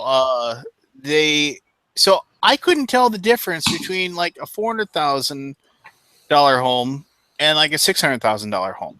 I couldn't see where the $200,000 was. You mean like philosophically you couldn't tell the difference? Well, no, I was looking at like, it's like, is the landscaping like really good here? Do they have like top of the line, like your washer and dryer? I mean, I was seriously looking. I was like, I couldn't locate the $200,000. You thought they had a $200,000 washer and dryer? Well, I mean, I was just like, where's this extra $200K? I couldn't find it anywhere. I mean, like the square footage was the same. It was like literally these houses were like a couple of blocks away from each other, so it wasn't like the location was all that much better. I mean, both the lawns were just like there. There wasn't like some like fountain in the backyard or anything like that.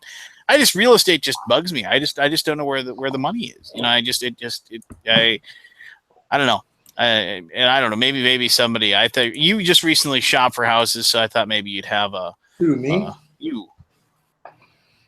Yeah, we bought a house.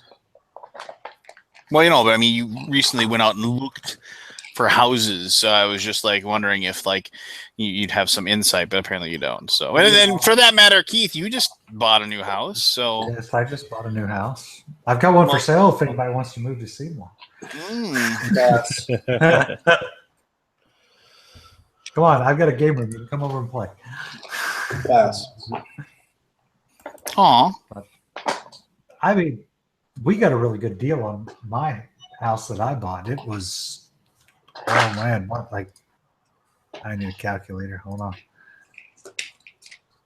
They were like, no, they're like, this house is a lot cheaper than you would think, but there's one drawback. You have to live in Seymour. Yeah, well, that's where I work. So I got it for $67 a square foot. It's pretty good. Yeah, it's real good.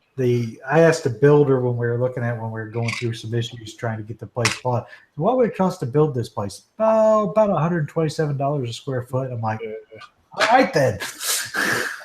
You know what I would have said? Make this deal work. Keith, you know what I would have said? F you. Wow. But so yeah, we got it for a good price, which is why we ended up here. And now that we've got everything pretty much taken care of, it's a good place to live. We like it, I think. All right, my wife is texting me that I need to go. So. Aw. Also, I've managed to not throw up listening to Lance talk for 2 hours, so I feel like I've did my due. Wow. I'll give you a call tomorrow, Lance. I love you. Love you, brother. Talk to you soon. Take care. You guys enjoy.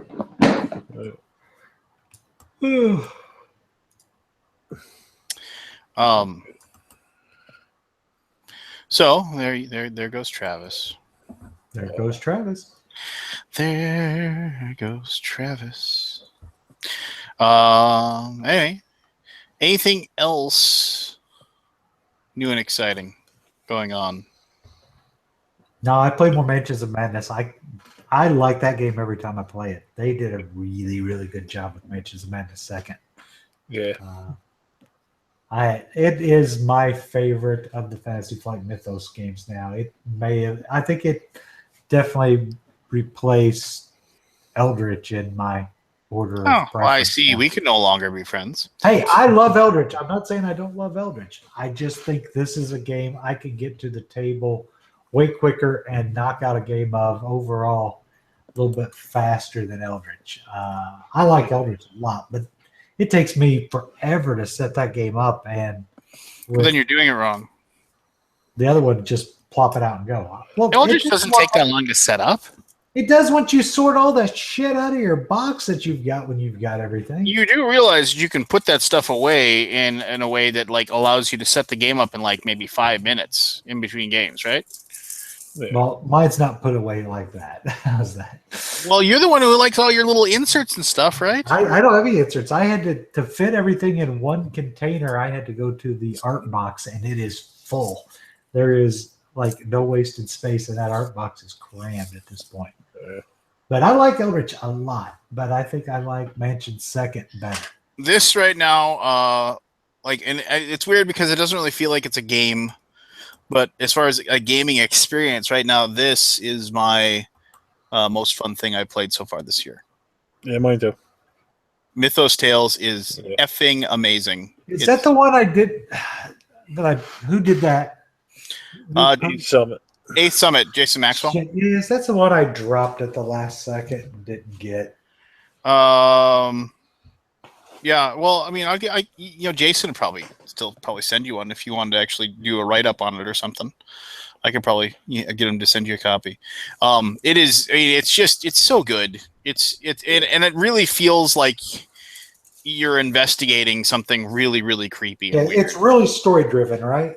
Yeah, and this came with each of the Kickstarter games, and so it just says here like blah blah blah blah. Mythos Tales, thank you for your support. And it just says there's a correction. Upton Park location is U67. Upton Park is referenced in the Investigation 1. This location is missing from the directory and the map. Just flat out says, hey, sorry about that, whatever. So just like Mythos Tales is a collaborative work based on the works written by, and it goes through all these different people that helped out, and lots of people helped out as far as the writing of it. And so it's like, it says, on occasion, you may encounter something that looks out of place, or you may feel that something is missing, or you may even suspect that there was a printer error. Well, it may be an error, or maybe a clue to another case. If you see something odd, it is likely not random. Don't disregard anything in the box. We also on occasion stepped outside of the traditional Lovecraft, blending in ghost stories, vampires, and other lore. There is even a hint of possession. In the process, this game itself seems to have become haunted. The designers and writers are all reported seeing strange omens, having vivid nightmares, and I often have the feeling that something is in the room with me. It's not a pleasant feeling, so I'm hoping that by playing this game, I have not introduced you to a Pandora's box. Good luck, stay sane, Jason Maxwell. I had several phone conversations with Jason when he was doing this. I mean, basically because of like a ton of like basically rewrites and things like that, and there were some printer errors they had to like last minute fix. He was working like crazy 20-hour days, and like he would call me up and like he's literally like, I feel like I'm hallucinating, because he was just trying to like get it done and get it published and get it out there, and I think it actually weirdly, strangely,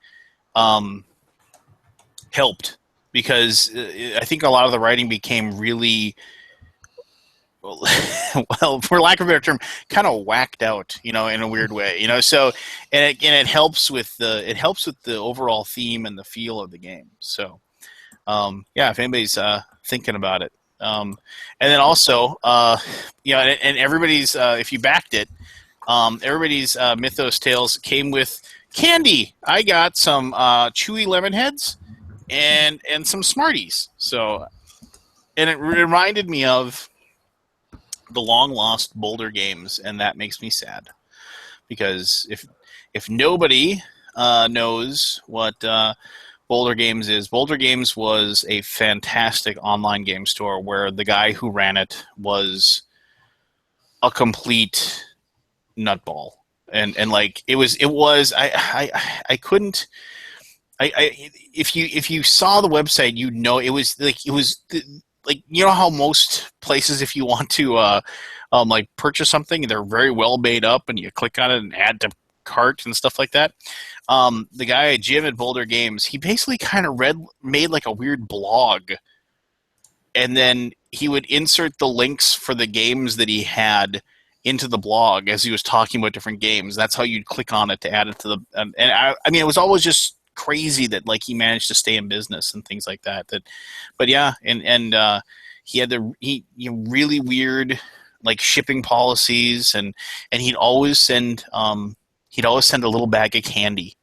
Like he basically like have a Ziploc and it'd be full of like Smarties and stuff like that he would throw in each and every one of the orders. And it was very sad when he quit to become a full-time potter, basically the guy to basically make pots. Oh.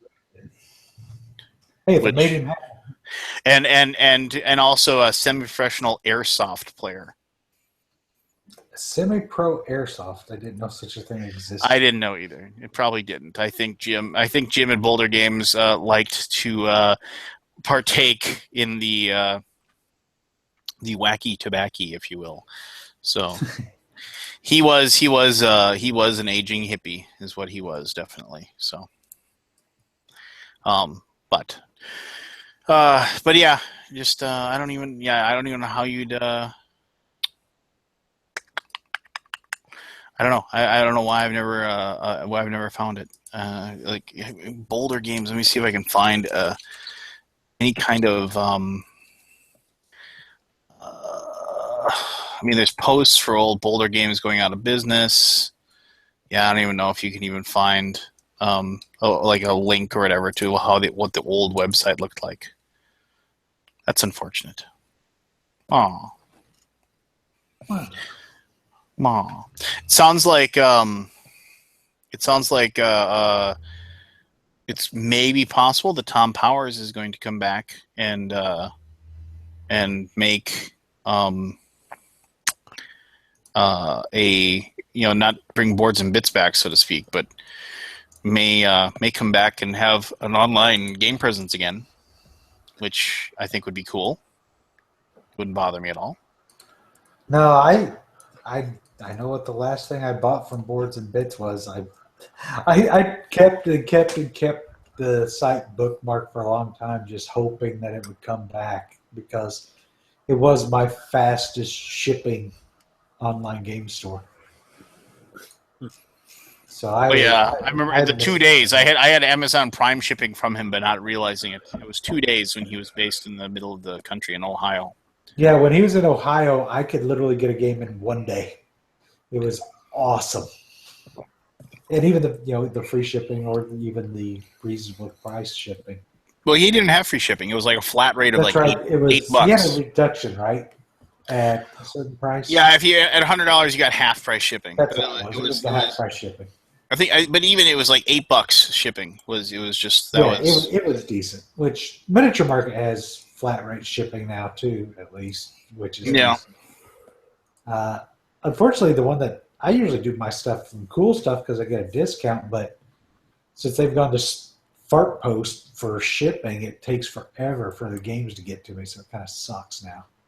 It's weird. It's weird because, well, the Smart Post shipping or whatever. It's weird. Like sometimes I will order stuff from if I put in an order of Cool Stuff for Miniature Market.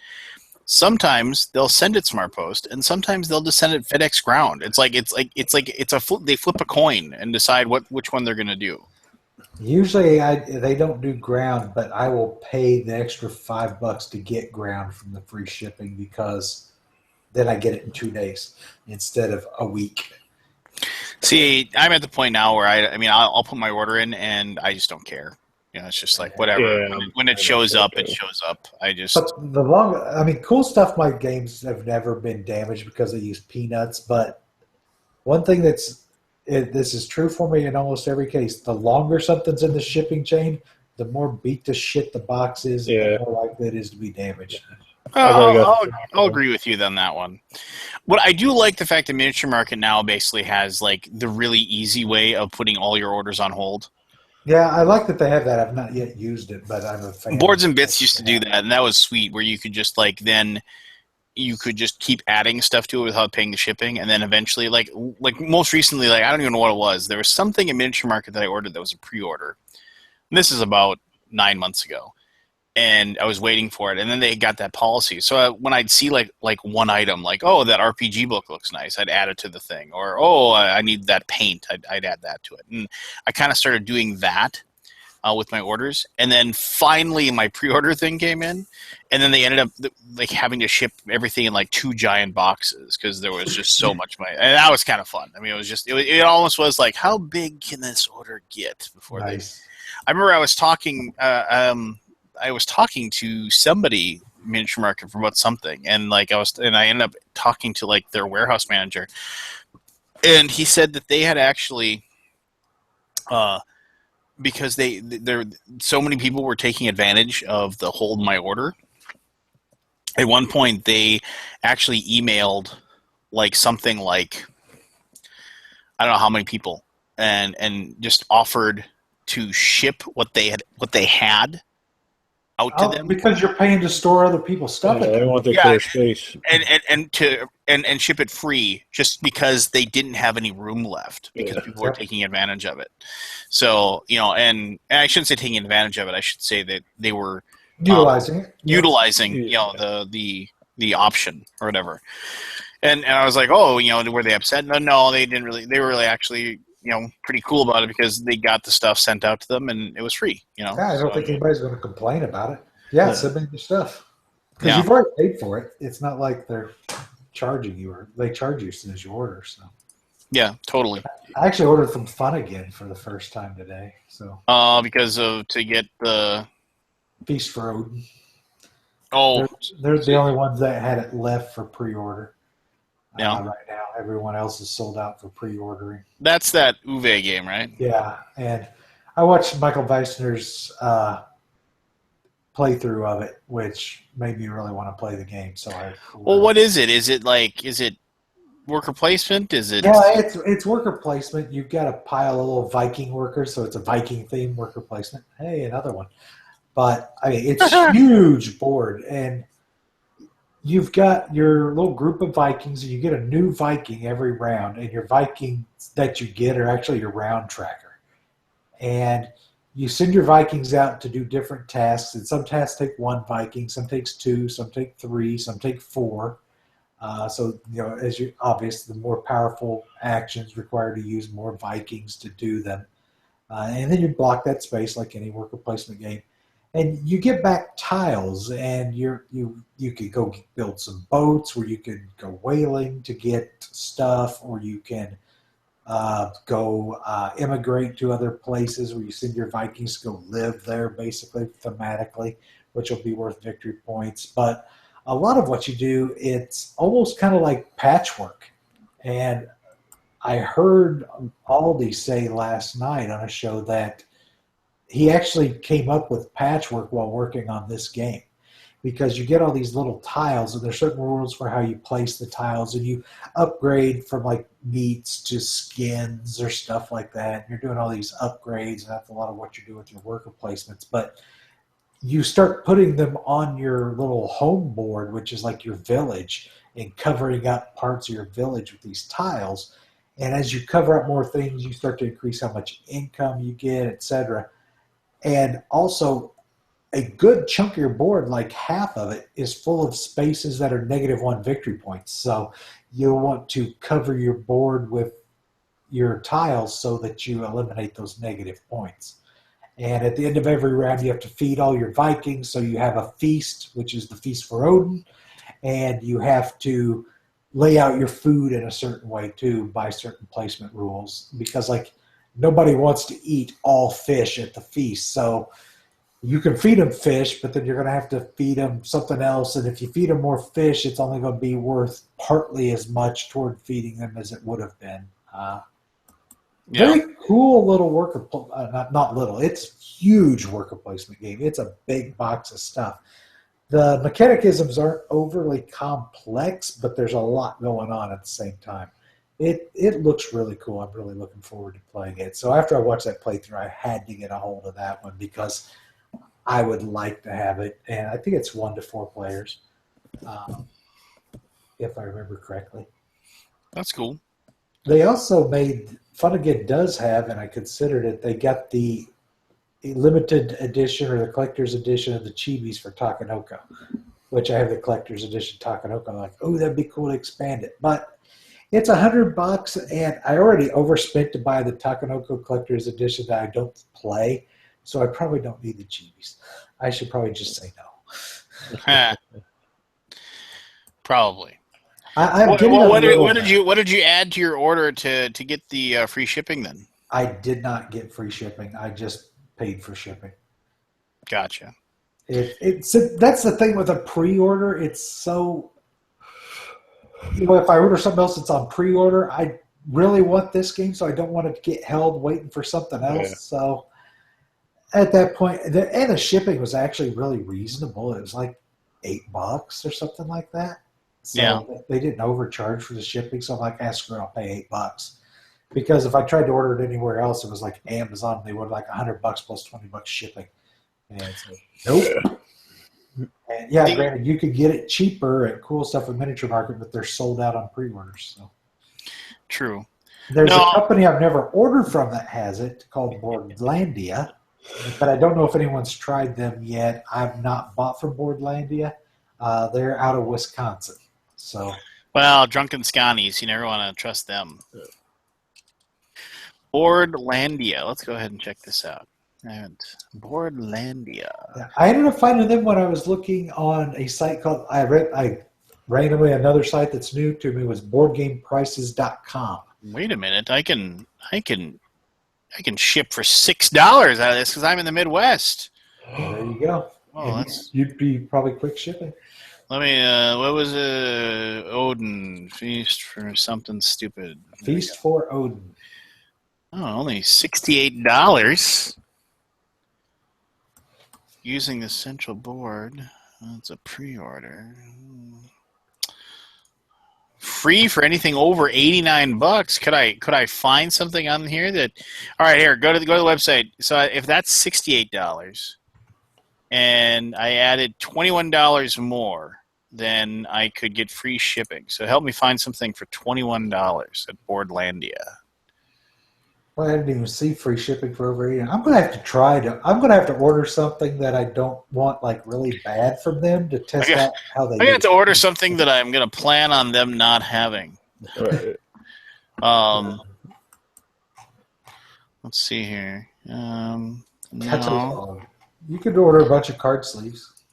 Thank you. That's very helpful. You're not.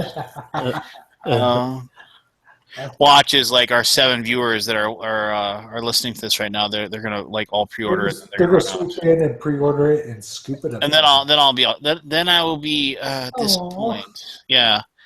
Okay. Still looking. Have 1,000 games to play instead of 1,001.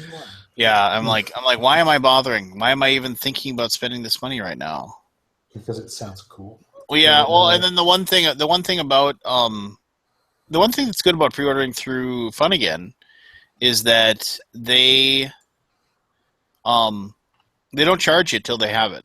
Yeah, that's what I was shocked when I ordered it. I'm like, what the hell? They don't charge me in advance? Hey, there's a Boardlandia beer koozie. $25. No, I don't think so. I don't think I'm going to go that route. Well, come on now. Let's see here. Filter by available online and in store. That will make things easier. Oh, really? Available online and in store. Okay, there we go. Why is it they're in stock? So why does it short? Terraforming Mars is sold out. I already own Terraforming Mars. Great game, by the way. If you don't own it. Junk Art, $47. I already own that. Mouse Guard. Why am I even, for $2 more I can get it through Fun Again. So why am I even looking at this website? The problem is I got to figure out something else that I want from Fun Again if I'm going to do it. Or you can just pay the $6 in shipping and not pay more money to get something you don't want. Quiet, you and your logic. I know. I do the same goddamn thing. It's such it's such brilliant clickbait too because you're just like, wait a minute, I'll throw that other game in there that I don't really want. Is there an expansion for something I haven't ordered yet? That I can that's another one too. Red Rock Tomahawk. Do you have Red Rock Tomahawk? Scott, get in here.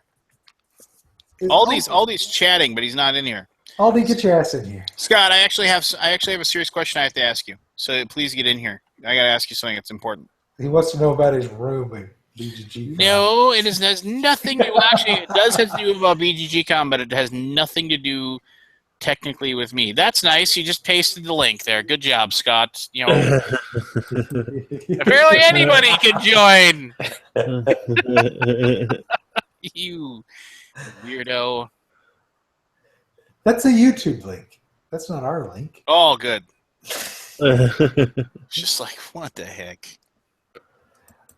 For $65, I can get a big box of Lancaster. All websites should have a way to filter out out-of-stock items. Yeah. I agree with that. If you don't, it makes me angry, and I don't want to use your website. What is Alpha Questions Answered that Aldi has sent us a link to? Ay. Oh, I can pick up a copy of Mercator for $51. No, thank you.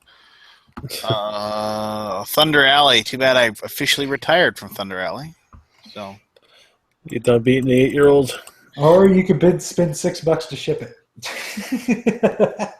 Well, like you said, it's like I do have worriments, like maybe just like at least Fun Again. I mean, they charge more and what have you, but with Fun Again, it's just they've been in business forever. They'll take care of you. Well, I did send these guys an email today, and they or either this morning or yesterday asking, hey, if this show's in stock, you're probably going to get it. Unfortunately, they emailed me back this evening after I found it at Fun Again. And so I'm like, nope, I'm ordering it from Fun Again because I know them. But again, I need to buy something. You can get paperback for $25 for them. I own paperback. I don't, but I bought the app today, and it's awesome. Hey, Gold West from Tasty Minstrel Games is on there for $48. It's a fantastic game. It is. Yeah, I still need to own that, too. I think it's very underrated. They have Food Chain Magnate for people that haven't got that yet, if they want an ugly game that's supposed to be really, really good. It is really, really good. Everybody should own Food Chain Magnet. I can't get over the look of it. It looks like... No, just don't worry about the look.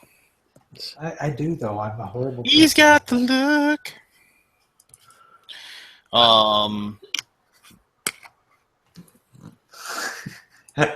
Why isn't Scott in here yet? I don't know. Scott, the question I have to ask you is it'll take 5 minutes for an answer. Not even. You know what game looks really cool, but I don't want to pay $95 for? Age of Thieves. Don't know anything about it. Yeah, go check that out on the old Geek. It's basically all you run this you're a thief and you're trying to steal the jewel, basically this thing that's in the middle of the city, and then you're trying to race back out and before somebody else can steal it from you or prevent you from being able to escape or whatever. And so, the game just looks. I like the idea behind it. I like the fact that you're racing against everybody else, and then even if you manage to steal the thing in the middle, you have to make it back out of the city, and then everybody can kind of chase you down and take it, and then it becomes a weird kill the carrier type of situation. Plus, the art looks really cool. Now, the game might suck out loud for all I know, but it looks cool. No, I just realized this is a Feast for Odin's coming from Z-Man, And it's an Uwe game not coming from Lookout. Well, it's got to come from Lookout first, right? I'm almost positive. Because Mayfair owns Lookout. Yeah. That's right. Interesting. That is interesting. I wonder how they. I wonder what happened there. Yeah. Which, since it's coming from Z-Man, it means they won't print nearly enough copies of that goddamn thing. Well, no. I mean, Philosophia and wait a minute, but they're being bought now or whatever. So Yeah, but I'm sure they've already ordered the print run before Asmodee bought them. yeah. So they probably got about half of what people want or less. Interesting. Interesting. Now the trick is, okay, so if I decide I'm going to go There's fun Alden. again, Scott, What's up, guys? you're here. I am tired. But What's up with you? figured I should come on real quick. What? Well, why are you so tired? I had to go. We worked in the library all day pruning. Yeah. Doing what? Pruning. Removing games from the shelves and putting them either into storage or for auction. Drop kicking them out into the sun. Basically making room for new stuff. I gotcha. All right. Well, then, since you're working in the library, this is a perfect chance for me to ask you this question. What of our new releases do you not have TMG stuff that you are going to need in your... We have... I know we gave you that copy of Orleans Invasion, so I know you have that. Yep. To go with, we go with a copy of Orleans, or but do you have a copy of the Homo Sapiens Lab Ponzi scheme? No. Okay, so you need a Ponzi. We did not get Ponzi scheme last year. Okay, so you need a Ponzi. Are you going to get Oracle from Pegasus Spiel, or do you need one from us? I don't know yet. Put me down for one. I won't open it unless I need it, and I'll get back to you if I don't. All right. I'm almost positive you're going to have to get Ars Alchemia from us, unless you managed to get one from Korea back when it was a game. Yeah, let me look at it. It's just ARS space ALCHIMIA. Oh, yeah. Oh, I didn't know you guys were doing this. I think I've got one, but I need to check to see if it's still in the library. All right, let me know about that. And then, do you think you're going to need a copy of our reprint of Amon-Ra, or do you have Amon-Ra? Oh, no, we need Amon-Ra. I think I have one Amon-Ra. But it'll be hot again. Yeah. Is that going to be available? Which is weird because it's Knizia and it sucks. But, what are you going to do? Amon-Ra is great. What are you talking about? No, what's the other last thing? Okay, so Orleans Invasion, Ponzi, Oracle, Ars. Guilds. Amon-Ra. We had guilds. Yeah. You got guilds. We gave you a guild. I think that's it. That's all okay, that's cool. I just need to know what we need to send you to Is all that stuff going to be available by the end of the year? You don't read your newsletters much, do you? Oh, I'm terrible. I have so much email you don't even understand.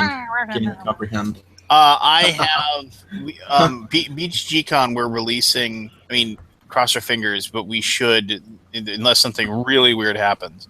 We're going to have Ars, Ponzi, and Oracle at BGG-Con for sale. Wow, cool. So, very cool. Yeah, that'll be our street release date. Is BGG-Con. I have a question for you guys. Yes. Did you have Terraforming Mars? Is it good?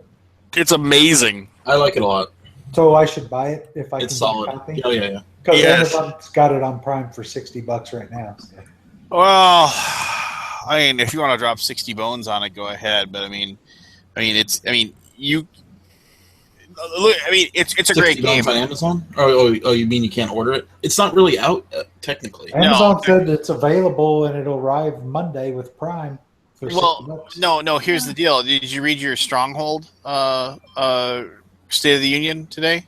Uh-uh. Street date for Street date is today for Oh. for Mars. So just Oh, find it's a find a 70 place to. MSRP. MSRP 70. The Yeah, 60 so you're bucks getting tip I 60. saw. So find a spot online to pre-order it, and The OLGSs are sold out. all of them. I actually got mine last weekend They at seem to my be. local. Ooh, I can order a pound of dice for $23, and that would give me free That's shipping. why I was thinking I don't think it was quite out yet because it was at my local game store, but not online anywhere. It's the street date's today, so maybe it's street date for local game store type of situation. Yeah, And online like, don't have it cool yet. stuff. I mean, here's is $60 you Prime. can't even try to order it. So $60 Prime is a good price, right? That's But about here's the 10%. deal. Here's the deal. You're not going to play it. You're not going to play it tomorrow or 2 days from now, are you? It's got a solo mode. I'm just. I mean, I'm trying to get Keith to impulse. Yeah, I know. I hate to be the voice of reason in situations because I know I've been in your chair. no, here's my reason for potential impulse. I think he's sold out. I don't think it's going to be available for a long time. As soon as But it you have a launches. local game store. You probably No, walk- I don't. I got to drive over an hour to get to a game store. Well, then drive an hour and go get it instead. And then I don't know. That's Amazon, $60 to save $10 plus gas. fine. Spend your money. You know what? I'm not going to tell you not to spend your money. Because a the very game good store, game, it's Keith. $70. It's a very good game. But Miniature Market and Cool Stuff are both sold out. You can't even click at pre-order. Well, spend your money then. What do So I? do you guys know what alpha is? Do you know? Have you heard of alpha? I I was think just trying somewhere to before Vega. So apparently, season 4 of Tabletop is going on live on alpha. But alpha is a pay service. For what? I know they're taking tabletop, but what else is on that, Ollie? Do you know? I don't know. I'm just looking right now. This is breaking news, guys. By the way, Tabletop season 4 exclusive on alpha, November 2nd, and then it'll be free next year, early. So it's Nobody's for going to pay to watch Tabletop. some No, people, I'm sure but not people everybody. will. I'm People sure they'll make will. enough to keep doing it. You know, I guess, but it's tabletop. They need what? But How it's many- going to be a pay station. I wouldn't pay to watch it. And casual board It's an gamers interesting- aren't gonna it's an find interesting- to just watch it. It's an interesting turn because Tabletop is to get the newbies in. Right. It's supposed to be something to bring people. But I guess it'll eventually be free. Yeah, people will watch it once it's free, but they won't. I don't see anybody subscribing to the service to watch Tabletop. I don't know what alpha is. Never heard of it. Anybody in the chat know what alpha is? No, I've never heard of it before, and it makes no idea. No clue. I'm willing to learn though. But I mean, I don't know. I mean, it'll be fine. I'm sure. They'll. It looks like it's something with Geek and Sundry and the Nerdist. Well, no, whatever. Do we have that little app that we can play YouTube videos while we're watching it? Hang out. I don't. YouTube app. What? What are you talking about? Here, I just added the YouTube app. You guys have to accept it. What? Yeah. You can. There's a YouTube app. Right. Aldi's trying to learn us some stuff. There you go. What? No. So we can watch Yeah. YouTube and hang out. Why would I want to do that? Well, then we can watch this announcement and then comment on it. Is that not fun? Watch what announcement? The YouTube, the alpha, whatever that is. It's announced on YouTube. Hold on. Go ahead, Scott. Let me try to do it. You know what? I don't even know what you're talking about. Give me 2 seconds. Talk amongst yourselves. Well, then you won't even notice. No.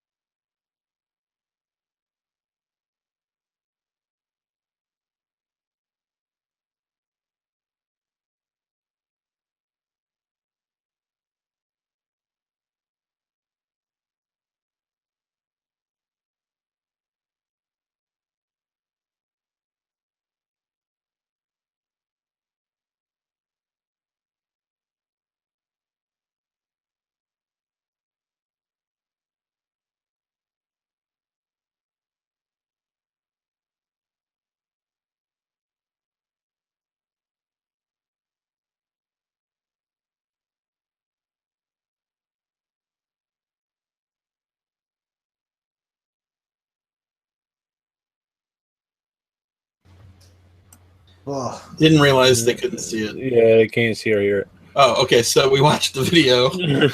Sort of. Dead Sorry. silence for 2 Well, that would minutes. have been that was totally boring then for everybody, I assume. Yeah. So Alpha is a premium service between Geek and Sundry and the Nerdist. Was it? Yep, that's what it said. Or was there another partner in there? I missed. Nerdist and Geek and Sundry, a premium service. So it looks like Tabletop's the only thing they're holding back to premium only Yeah, For now. first. Yeah. for a long So- period. Yeah, it looks like it's $5 a month. Early access October 3rd. That would be Monday. Public launch November 3rd. Free 30-day trial. And so public launch is when Tabletop is launching then. Yeah. November 3rd. And Yeah, there you go. it gives me a reason to never watch Tabletop again. Well, I don't think many people watching this will be watching Really? Tabletop, but I think they'll get funded. You know, they charge for their Twitch. Well, they don't charge, but they give you the option to Yeah, subscribe. there's a subscription on Twitch, right? And they do pretty good with that, I think. You know, or they wouldn't run that, But I don't, role playing game. Geek and Sundry fans will probably go get it, but board game fans won't go watch Tabletop on there. They're not going to pay to go do that. Yeah, I Because don't. they can watch 5 billion YouTube channels that are going to teach them better without rules errors for free.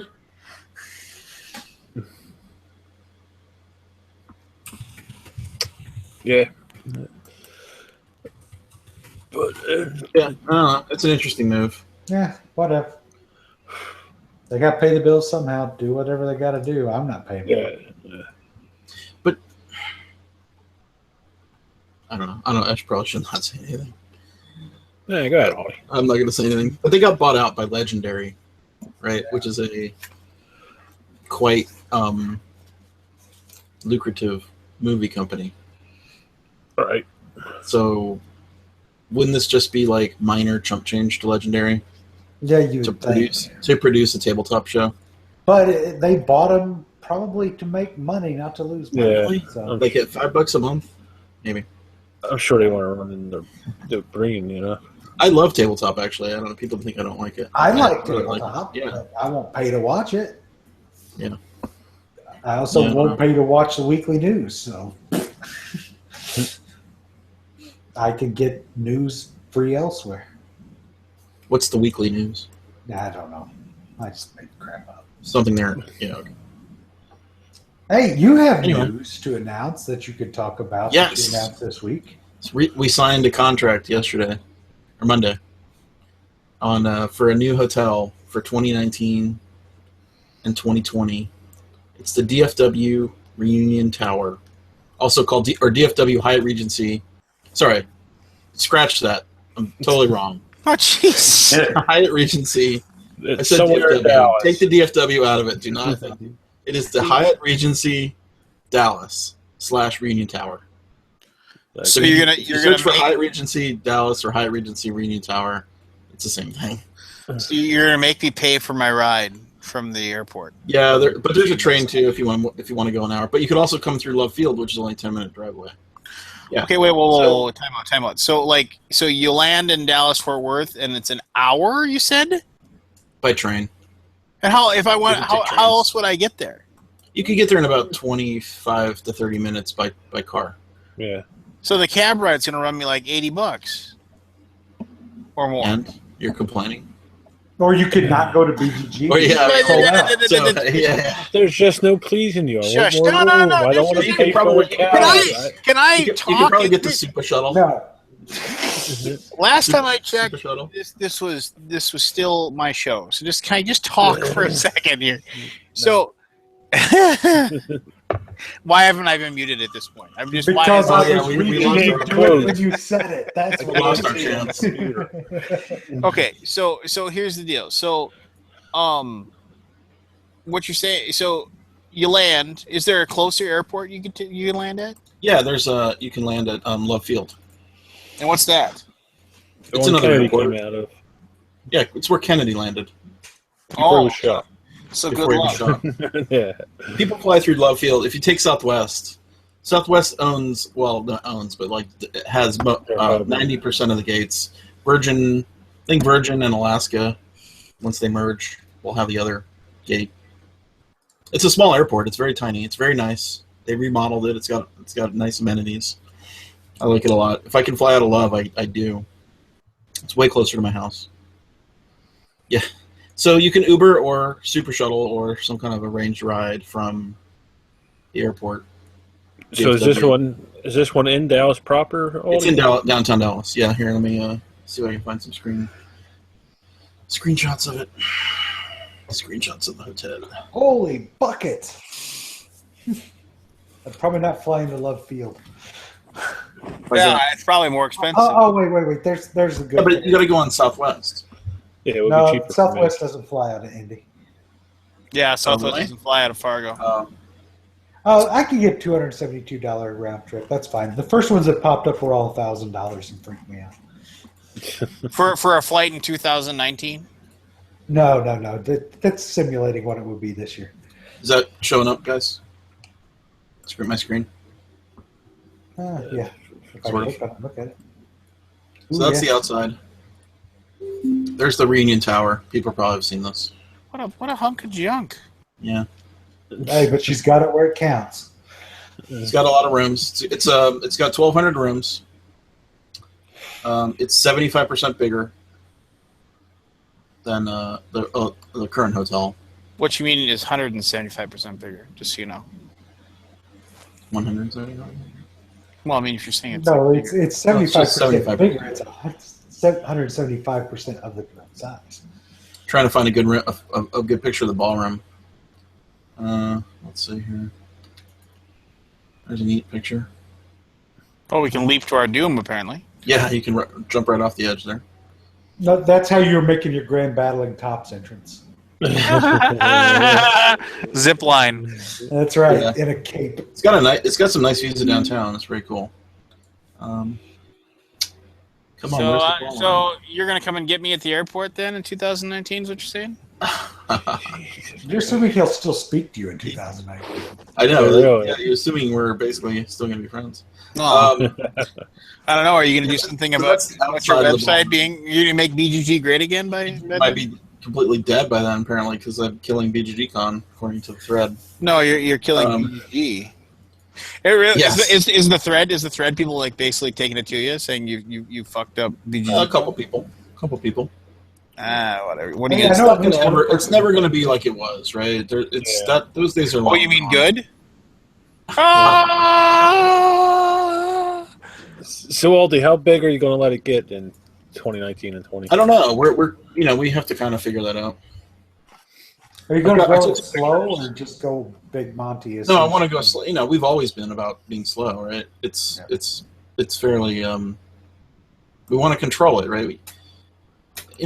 Doubling in size in 1 year is I don't know. It can be done, but you are not going to understand how the growth affects your the impact of the convention. Right. Until you get the realities, because we don't know what's going to happen in the library. Where's the big ballroom? I took a picture of it. So this is the view from my room. If you guys want to come on up. Oh, did you get a special room? Oh, they have like so many presidential suites. This is the vendor hall, by the way. That's 40,000 square feet, even though it doesn't really look like it. Yeah. That's pretty massive. Here is one of the main gaming. So this is a 30,000 square foot ballroom, of which I only took a picture of half of it here. I think I've got a panorama here. Let's see. No. There. This is only 2/3 of this room. It's huge. And the lights are the lights are all dimmed here, but this wall is pulled. So imagine another third of this room size being added into this. So it'll be a 30,000 square foot ballroom. Our current ballroom is 20,000 square feet. Oh, okay. So it's a pretty big jump. There's the couple pictures of the rooms. Bathrooms are important. Take a picture of that. I noticed you took a picture of the bathroom. That was Yeah, it's important because if the bathrooms aren't big enough, it's like kind of sucks. Another cool thing is we're above ground. Not that the Westin or the current Hyatt is great, but it's all below ground, right? And you kind of feel like you're down in the depths. But almost all of the ballrooms here have windows. Did you say the train stops at the hotel itself? Yeah, Union Station is like a 2-minute. It's underground. It's right near the hotel, 2 minutes away. It's a 2-minute walk from this hotel. So you could take Union Station. There's kind of an overview map of the whole deal. It's a pretty massive hotel. Like it's hard to. Hey, there's my own bathrooms. It's kind of hard to tell from pictures, right? Like how big it is. It's just huge. Now, is this going to be both cons, or are you just going to hold? No, it'll just be fall. Yeah, it'll just be the fall convention, BGG Con. Spring will still be at the Well, Hyatt see, Regency DSW. screwing things up again. You just can't remain consistent. That's the people's problem, I mean, but you know what? Well, I know. Lance, what are you doing? I noticed somebody was on a special guest list. I'm just saying. No, I mean, Mr. Big Head got your head popped. yeah, well. So now that you've been talking to Aldi like this, what are you doing the week before Thanksgiving while we're at BGG Con?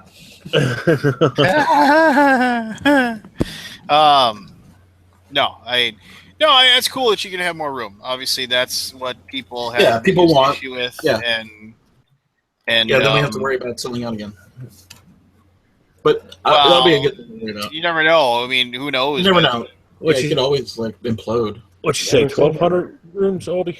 It has 1,200 rooms. The current hotel has 800. Said it's a minimum of 2,400 people. Well, so there's 400 more rooms. I mean, yeah, that's like roughly. You're going to increase the, and you can pack more people in. But that hotel. I mean, my biggest thing will always be, you need to make sure that hotel, like, takes care of you. Like they don't screw you. Because a lot of people. I mean, it just. I realize that you can't have you don't really have any control over how they handle it or anything like that. But there's a lot of like bad blood and bad feelings as far as that's concerned. People are like, I don't know. They're well, I mean, people are like obviously you get those all that crap or whatever for the. Everything. I mean, it's just, well, I mean, this is also just indicative of the weird, it's not your fault. I mean, BGG's gotten really big. And so the bigger you get, Sure. if it was 1 out of 1,000 people was a jerk, well, then if you add, 800,000 people, you get 800 jerks, Yeah. So, I mean, so it's just like, yeah, I mean, like you said, you can't do right by anybody, I mean, I can do right by everybody. I can do right by a lot of people, and that's what matters. But people that are like, happy with you, are not gonna aren't gonna say anything. I mean, they're just gonna be like, oh, I'm fine. That's the theory. Yeah, cool. It worked. I kind of come to that realization probably this year more than any, that if people are happy, they're not constantly telling you they're happy. Right, like I get it maybe once a year, or maybe during our fundraiser, stuff like that. But I don't think they want to expose themselves to the scrutiny. Yeah, that too. Happy people don't bitch because they got something better to do than bitch. Yeah, it's true. And unhappy people, all they have to do is bitch. So that's why you get it. If you're content and happy, it's like that one guy who clicks the thumbs down on your video. Oh, right? that's. Are you really going to focus on that guy? I'm sorry, Lance. Are you gonna focus on that guy? Hey, I have questions for you. Just let me ask. This is actually gaming related. I want to ask 2 questions quickly. All right. Those of you who are up on your like Scythe the game knowledge, what's this like expansion Invaders from Afar that I see pop up every once in a while? What is that? Is that something that was like a Kickstarter thing, or what is it? No, No, it's separate. gonna be It's just two released. factions. Yeah. You know them two factions more on the factions. board that you don't have pieces for? Yeah. That's what it is. That's what it is. Okay. Yeah, so you can play 7 players. Is it 7? Yeah, I think. Oh, good. So there's Yeah, no 'cause Kickstarter. there's 5 in the box, right? All right. So then one other question. Has It's anybody green and purple. Go has ahead. anybody played Colony? Yes. No. I think Okay. Joel edited this. What you I think, play it. Aldi? It's good. It's good. It's one of those dice racing games, right? Like where you're using your dice to buy stuff and upgrading your stuff, and then getting more powerful powers with with using your dice. Like it's dice placement, right? But you get to roll the dice. Yes. You do get to roll the dice. Yeah. There's there's obviously some re-rolling and stuff. Is this but you Bezier? Yeah. Okay. And the cool thing about it is it comes with like 40 different or 50 different cards and you only play with, it's sort of Dominion-y, like you pick 10. Something like that. I don't know what the actual numbers are. It's been a while. I got you. Hey, hold on. I'll be right back, guys. But you do get a lot of variation because you can just create different buildings and stuff. Let me bring a picture up. It'd be easier to explain. Is this like Yeah, a I mean, I had a good time with it. I think it's a good game. was this the reskin of that? What the hell is it? New Frontier, Final Front, New Frontier. Mars Frontier. What the hell was it? It's out of print now, but It was Oh, there's a it's a place I think we can look this it's a up. repurposing of Age of Craft. okay, maybe that's what I was They- thinking. Very small, little known Japanese game that came out a couple of years ago, I think. Okay. Yeah. Women's Age of Craft. 2014. Which was a dice, very similar. But this was like a medieval theme. Okay. And then they've rethemed it and redone it and added a bunch of cards. There are a ton of cards in the game. And there's each card is double-sided because you can upgrade everything. Okay. Yeah. Yeah. It's good. I mean, it's a solid dice. Yeah, so here's the... Let me see if I can zoom in on a card and kind of explain it. What was the sorting like? I've seen a lot of cards there. It's not like Yeah, it's kind of like a Dominion, right, where you pick out the ones you want to play with, right? And you only play with a certain subset of cards. okay. Let's see. Let me find one where I actually know what it does. I played it a while ago.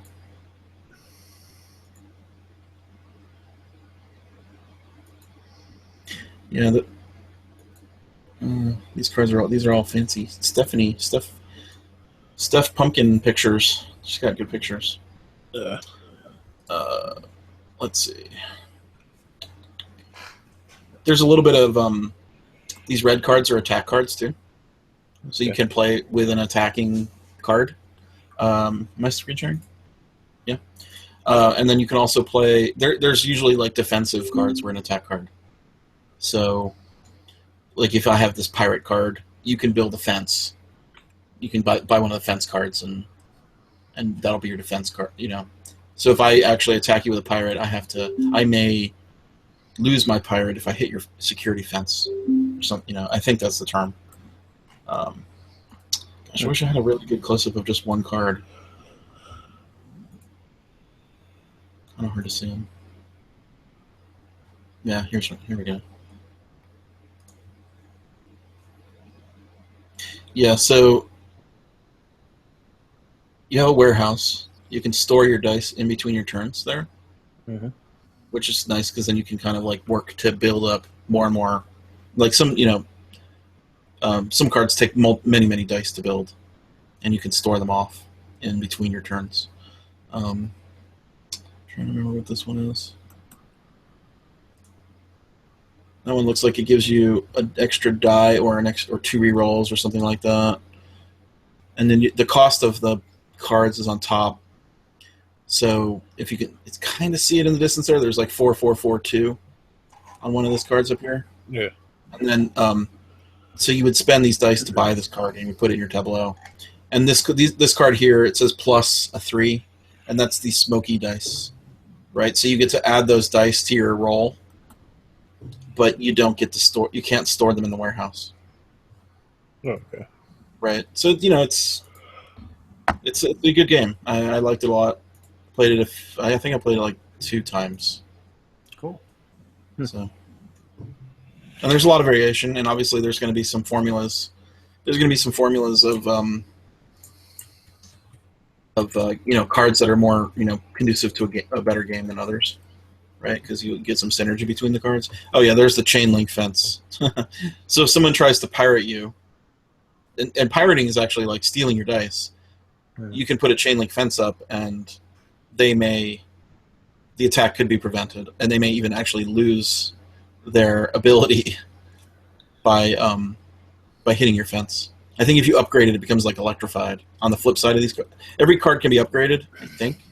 On the flip side, it'll have a different power. Nifty. Yeah. Yeah. Oh, the hospitality suite. I remember that one being pretty powerful. I can't read it. Oh yeah, it had a kind of a cool thing. It's like give your opponent and yourself a 2, a dice with the number 2 on it. I thought it was kind of fun, like thematic. Yeah. Like, hey, here, take a die, and if you take it, I get one too. So,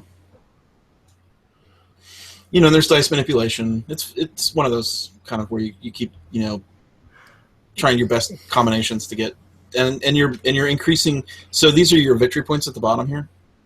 Mm-hmm. These little half suns. Right. So every time you upgrade a card, like this one is worth 2 suns when you buy it, and then if you flip it, you might get another little half moon or whatever. I don't know what the term is, but those are your victory points, and you play to a certain number of VPs. Okay. Yeah. So, I remember seeing some. I think it was Gamma. I remember seeing something. Yeah. One of the feats from Gamma, I think it was. I think it'll do well. I think people will like it. I didn't hear anybody really dislike it. But it is one of those dice racing games where you are trying to do better than the next person to get to that victory point total, right? So it's sort of a race. Yeah. Were you able to get Odin? Feast for Odin? Yeah, I got it ordered. Cool. Yeah, that's what I was talking about just a little bit ago, right before you got on. Yeah, that game, I looked at it. Remember, I was talking about it last night, and I got myself re-excited about it all again. Yeah, I actually had just watched the rest of it yesterday, and then you were talking about it last night. And after I watched it yesterday, I was hunting for it, couldn't find anybody with it for sale, and I was kind of bummed.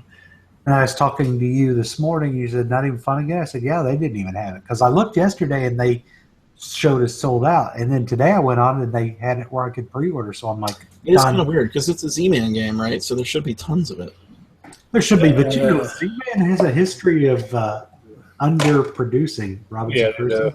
Yeah, but why would they do that for this game? They know this game should sell. This game has patchwork mechanicisms built into it. Yeah, it was. Well, it's $100 game though, so that's true. It is pretty good there. It looks like it has a good amount of game in there, though. Yeah, it looks really cool. What I said earlier, there's a bunch of stuff in there, and there's a lot going on, but it's not that complex. So, yeah, and it looks like there's a couple different paths to victory, like going out and conquering the lands, like Iceland or whatever, Greenland, which was very cool.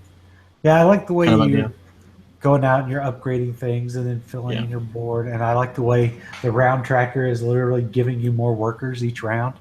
And you just keep growing your Vikings, but then you got to feed them every freaking turn. Oh yeah, the feeding is pretty cool. You have to create the table. Yeah, you got to create the table, and like I said earlier, they don't want to eat 2 things. The same things. They don't like eating the same thing twice. You try to feed me the same thing, I'm going to be bitchy about it. They like variety. Yeah, it's a feast, not just a big pile of food. You want a little bit of different stuff at the feast, and I dig that. And it's back to Uwe beating the shit out of you if you don't feed your people too. Yeah. Because -3 per space you don't fill. Yeah. I mean, it smacks you out. But I like the way you can send your people exploring or immigration or whatever you do, where you take your boat, you make it worth a crap ton of victory points, and you don't have to feed those Vikings. Oh, right, because you're shipping them out, right? You're exporting them. Yeah, They're immigrating. Yeah, they're immigrating, founding colonies or whatever, and you don't have to feed them anymore. But yeah, you still get to use them as workers. So I did a show last night on the Board Game Geek TV channel for Top 5.5, but I had a whole bunch of other games that I wanted to talk about. So should I talk about them? Yeah, go ahead. So let's see. We'll bring up my notes. Did we all make a list for this? I haven't for tonight, but I went through it and I've got like 2 things I want. The this is called Solafide or Solafide. I don't know how you pronounce it. Which is the Martin Luther Reformation game. Oh, from Stronghold. Oh, okay. Yeah, the Stronghold one. Yeah. This looks pretty interesting. I don't know the mechanics of it or anything, but it's Jason Matthews and Christian Leonard, which are the designers of Twilight Struggle, right? Which has been a very highly touted game on BGG. Okay. Yeah. Now I understand the hype. Yeah, there's a little hype there. Let's see if I get a screen share there. So I don't know too much about it. I just thought, and it's kind of funny. It's weird how there's like memes in the board game world. There's so much Mars this year, right? Yep. Yeah. And there's also Martin Luther games. There's 2, I think, maybe 3. Is there? Yeah, there's another Martin Luther game. I was really amazed. Yeah, this one. I mean, you don't get a lot from these pictures. Cover is really cool. I like the. Oh, yeah, I remember looking at this one. The painting of that. Pretty neat. So yeah, that could be. And this is only produced by Stronghold. Like this is Stronghold original, not like a co-pub publication. Yeah. Interesting. But not much has been said about it. I think I haven't really totally. Yeah, there's very little. Maybe it's not. Yeah, maybe being held back a little bit. Yeah, there's no videos. The rules have been posted. Bonacore talked about it on. Yeah. Did Bonacore talk about it on the Cardboard Cast today? He might have. He might have.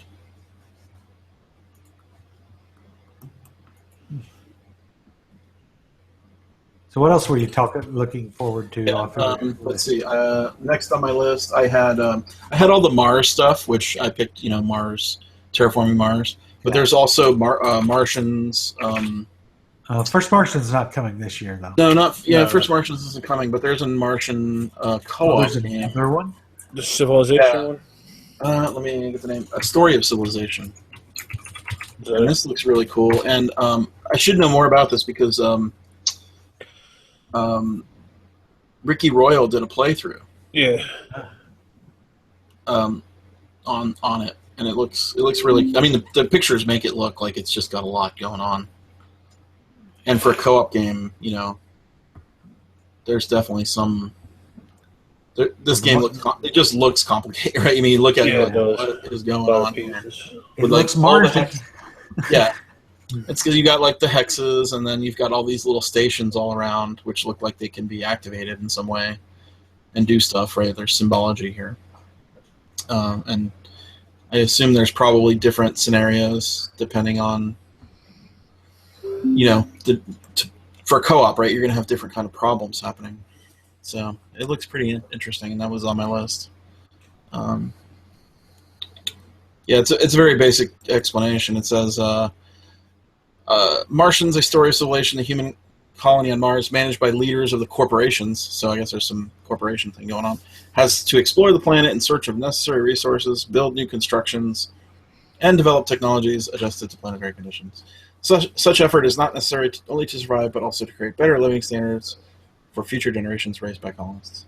So yeah, and it's I've liked these guys. I don't know, maybe I'm thinking of a different person. Reddit. What else have Reddit done?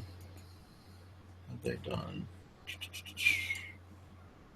Oh, maybe I'm thinking of somebody else then. I don't really know many of their other games. Oh, I know Lord of the Ice Garden, and that was a very cool asymmetric dudes on a map type game. Okay. which had very nice like resin pieces. So this should be interesting. And then maybe I hope Steven has put some development into it to make it real smooth. Let's see. I also Key to the City London was on my list. Yeah, I was looking at that one too. That looks great. If you guys know Keyflower, you played Keyflower? Yeah. I have not. You haven't played it, Keith? Keyflower or Key Market? Which one? No, Flower. I haven't played any of the key games. You need to play Keyflower, Keith. It is great. I love Keyflower. Yeah, I do have Keyflower. And this looks, look at. I mean, it's got the cool like London landmarks everywhere. Oh, modern London too. I would have expected it to be in ancient London until I saw the fair. Yeah, it's more modern. But it has what looks to be the terminology of Keyflower. Like I don't know what all this stuff means yet, but this is totally Keyflower. Like the front of the card is this, and the back of the card is this. Right, like so you know what's on the back, and you see what's on the front here. So when if you upgrade this card, and it costs stuff to upgrade, that's what this little up arrow is. You get this something ×2.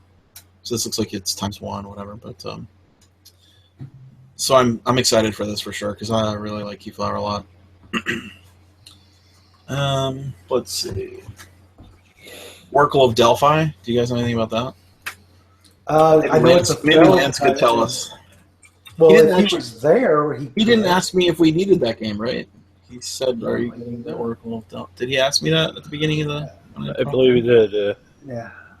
Okay. So I don't know anything about this. I just learned of its existence like 2 days ago, and I went, Yeah. well, gimme.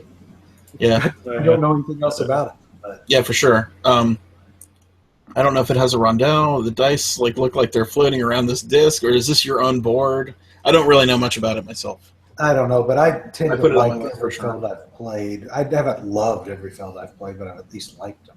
Yeah. Yeah. And I haven't played a lot of for them. sure. But Yeah, this looks like it's got some meat. I mean, there's hexes and stuff on them, and cities, and looks it like looks and like boats. Terabithia buildings. Yeah, it totally does. There's a prototype picture. Yeah, and Stefan Feld has just always been pretty solid for me. Like I like almost everything he does.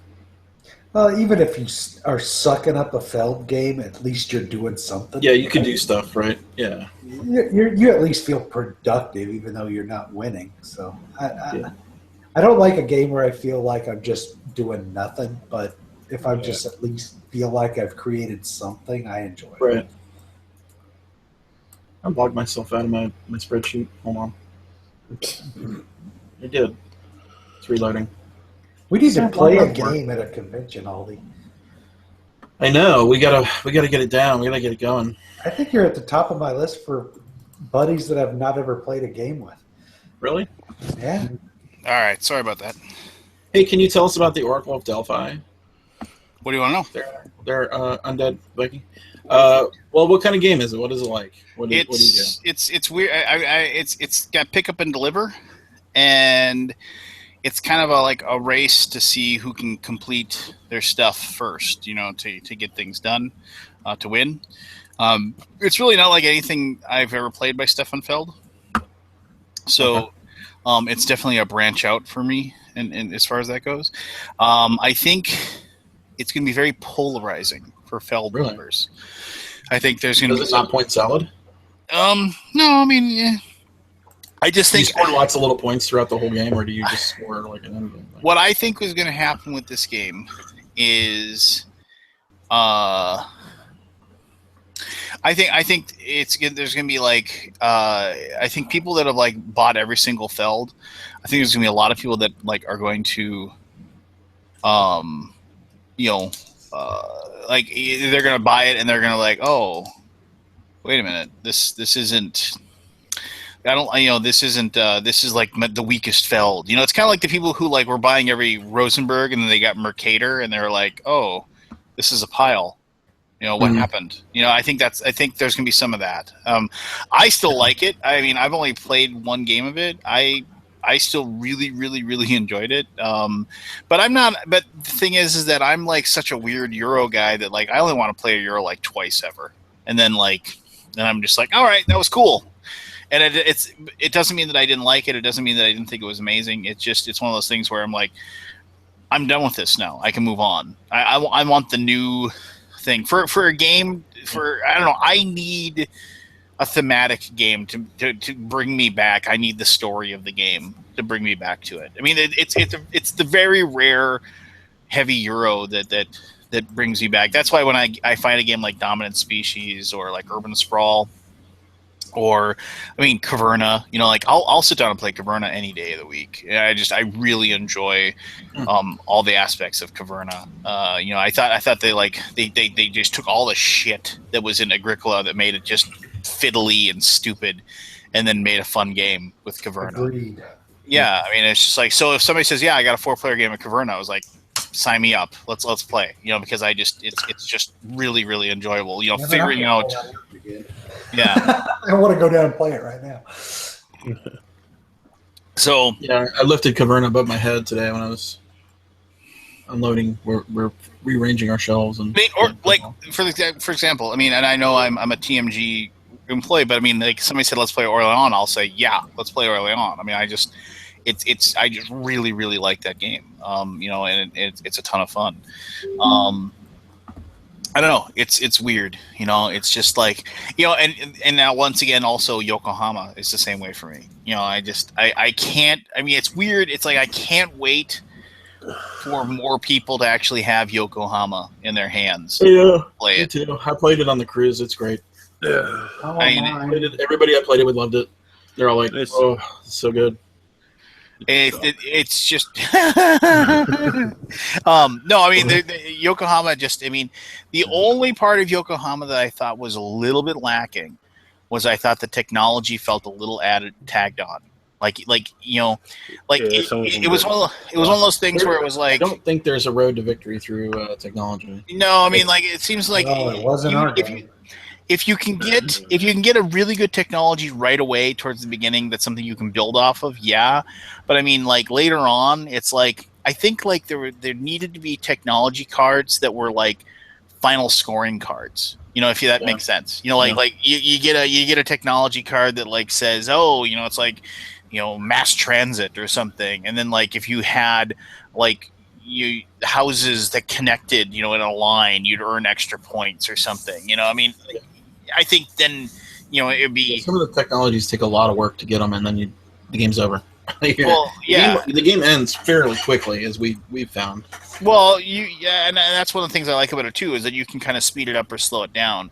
As far as in But if you have two people just doing orders over and over and over, and that's all they're doing, the game is going to end very fast.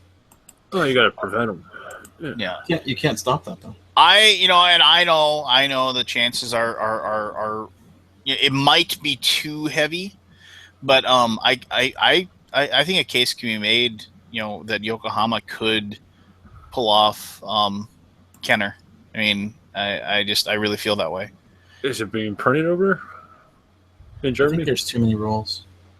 Yeah, I think it's too big because Istanbul was Kenner, and this is like Istanbul. Well, and maybe that's just me being pissy, because I thought Orleans got totally jammed on Kenner. I really thought Orleans. Room Service, Orleans, and what was the other one? Elysium, right? That year. Yeah, and I was just like, I liked them all, but yeah, for sure, I think Orleans is the one that's stick around. I'll play Room Service at drop a hat, but I just don't think many people are choosing it. Yeah, I looked at Broom Service, and it's one where I saw the box, and I was like, ugh, why would I want to play this? And I played it, I'm like, oh, this is good. I like it. Its presentation is weird. So here's the deal. So the reason I was asking those questions about Colony and that Scythe expansion is that you can pre-order the Scythe expansion for $21, and that puts, and then if you add that to the Feast of Odin, that gets you to 91, which gets you to free shipping on Fun Again. But I was like, well, I can also throw Colony on there, but Colony is going to show up in America at almost the exact same time. Or when is Colony releasing? It's releasing at Spiel. Yeah, but is it also releasing at the same time here in the States? I don't know. If not, I'm sure it'll be like a week or two after. I'm sure it won't be that long. Speaking of Spiel, Aldi, do you have someone ordering Mechs versus Minions for you on the opening day? I'm gonna need somebody to order that for me. Actually, I'm gonna need a mule to order. You seriously couldn't contact them and just ask you to send me one? I bet you. I dollars to donuts. If you contacted them, they'd send you one. Look, I'm the $80 mailing man, motherfucker. Send me. I don't want to. I cannot say. I'm not going to say it publicly. What? I was supposed to get one of the early ones. Like, you know how the round of people went out? And they asked me for my address when I was on the cruise, and I didn't see the email, and I get back, and I sent my address, and they're like, oh, we're out. I'm like, oh. Nah. I'm sure it'll be on the next one, then. Maybe I'll get one when they come out. But I need one for the convention. I don't want to tell tales out of school, but the same thing happened to Joel Eddy, and he got his copy like 3 days ago. So Riot Games. I bet they'd send you one for BGG Con. It's fine. I don't want to, and I also don't want to also tell tales out of school, but I'm going to.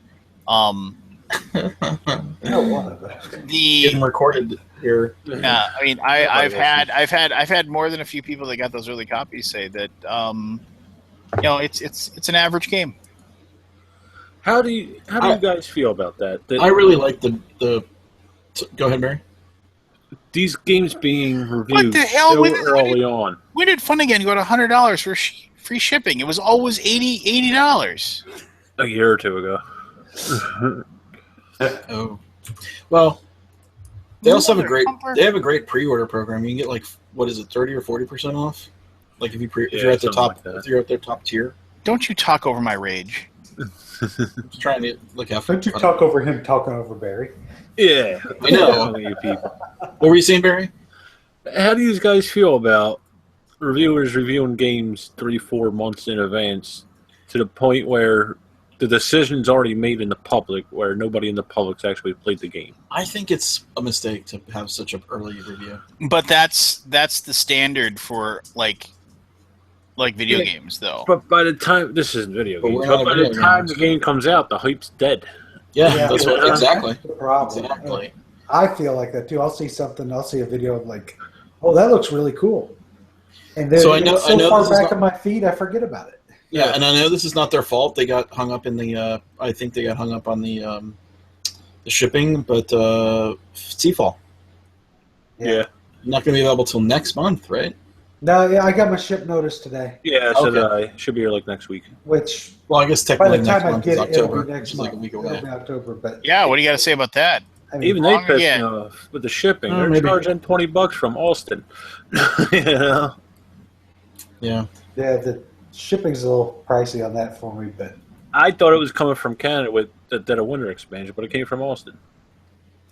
the Seafall, I mean, it'll have enough hype when it gets back out again, but that's one where you get this big major release and then you sell just a limited number at a con of a spoilery game where all this gets out there instead of letting everybody hit it at once. And I think that's a bit of a mistake. But everybody pretty much it wasn't their fault. And then you give it to reviewers, and they're only reviewing the first or second game that they're playing. You know, they're not playing the whole thing through. Right. You know, and some saying it's lukewarm. And of course, you know, the first scenario in any game is going to be lukewarm. It's a learning scenario. Yeah. Yeah. So, do you know anything about the flow of history, Lance? I actually have a Kickstarter version of it over in my thing over there. Yeah, I think I kickstarted it too, but I haven't got a chance to look at it.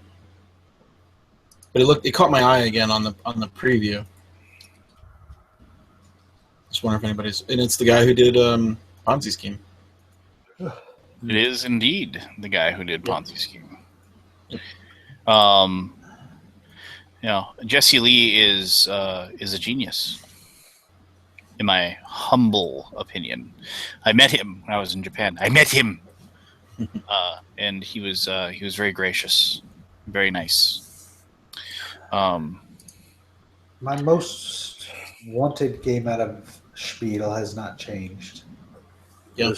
It remains as Adrenaline. from Czech Games. Right. Yeah, that's on my list. I mean, I played it at Origins, and it's extremely rare for me to get up from a full game of something and be like, I could play this again right now. Oh, really? How long does it take to play? Not that long. It probably, if you know what you're doing, hour or less. It's the first area control game I really, really liked because, I mean, it's a Euro game, but it doesn't feel like it when you're playing it. And, I mean, you feel like you're playing a first-person shooter game, like a death match. Right. Because you run around. I mean, so I had this combo going on that it probably helped me win, but, you know, each weapon's unique and works differently. So you go up and you pick up the weapons, and you can equip so many weapons and run around and use them to blow the hell out of everybody, which lets you put damage on them, which is basically you're putting your control, and the area moves, and the areas are the other players. And you don't mind getting the crap blown out of you so much because, well, you get more powerful the more damage you take until you die. But I had a vortex gun that basically created like a singularity, like a little mini black hole. And I could shoot that in a space where nobody was at, but people were next to, and it suck them into that space and damage them. That's awesome. And you get like 2 actions per round. My second action, well, when I had that loaded up, I'd also have my rocket launcher loaded up, which does splash damage and hits everybody in a space. So I'd vortex them into one spot, then rocket launcher and blow them up. And so I was double damaging everybody with that combo to just lay just mass amounts of AE damage. And it's just super cool. And then, okay, I've shot all my weapon. Now I got to go find some ammo and reload so I can go out and do some more damage to people. Or I just drop this gun and pick up a new one that's already loaded type of thing. It's awesome. Yeah, we were talking about it at Origins. It sounded pretty great. Yeah, I mean, yes, it could have been themed with other things, but it just would not have sung. And the theme works. I mean, there's no luck, there's no chance, but it is very, very cool. And I can't wait for it. And Paul Grogan just keeps taunting me with previews, and he's working on the how to play video. But they're probably still tweaking it right to the end. They are. I mean, he said everything's on its way to be printed except for the rule book type of thing. Yeah, they did that last year. They printed the rule book for Through the Ages the day before Spiel, or the Monday before Spiel. Yeah, so I mean, they're pushing it right at the time. He said they're going to have it at BGG-Con, and that's my first stop to go by. Is I can't wait to get my hands on that game. And I mean, all 4 of us at the table, it was my game group. They're playing it. Every one of us got up and we're like, we play this again right now. We all want to own it type of thing. And that's unusual for us to all be that excited over a game. So it may not be for How long did you say it took again? I would say it took us an hour to play the game with learning it from Paul. Okay. Start to finish. And then if you know it, it would be like 45 minutes or something? You probably could, yeah. Cool. We played it 4-player. It plays up to 5, I think. And it's just cool. You know, the maps are modular, so it changes the size of the map based on the number of players to condense it down. I mean, you're not trying to hide and protect yourself so much as you're just trying to do the most damage the fastest to the most people, it just makes it a cool game. It is very much deathmatch video game, the board game in a lot of ways. It's pretty cool. But .frag. No. Cool. I actually enjoyed Frag back in the day, so say what you will. So what is this Papa Paulo everybody's talking about in the chat? Anybody know anything about it? I don't. Looks like it's a pizza making / delivery game. Is it pizza?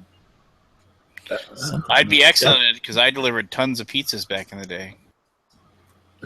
The game we were talking about, Lazy Neutrino, is Adrenaline by Czech Games Edition. Right. And designed by Vlada, right? No, it's not Vlada. It's someone else. Is it Vladimir Suji?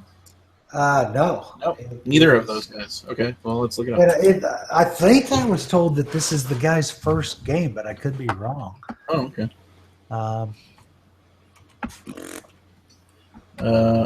Philip Niedek. Yeah. Has he done anything else? Goblins Inc.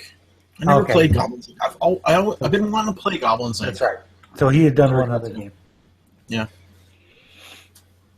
Anybody know anything about Solaris mission? Mission? I've seen it and it looks really interesting, but I'm reserving judgment until that moment or whatever. Yeah, you gotta. I don't think anybody. I don't know if anybody's sold on it from the get go. I mean, it looked. The cover is awesome. Let me bring it up. It's and it's a Harold Leesky art and Spielworks, right? I wonder if they meant to call it Solaris Mission, or maybe the Solaris is that a copyrighted?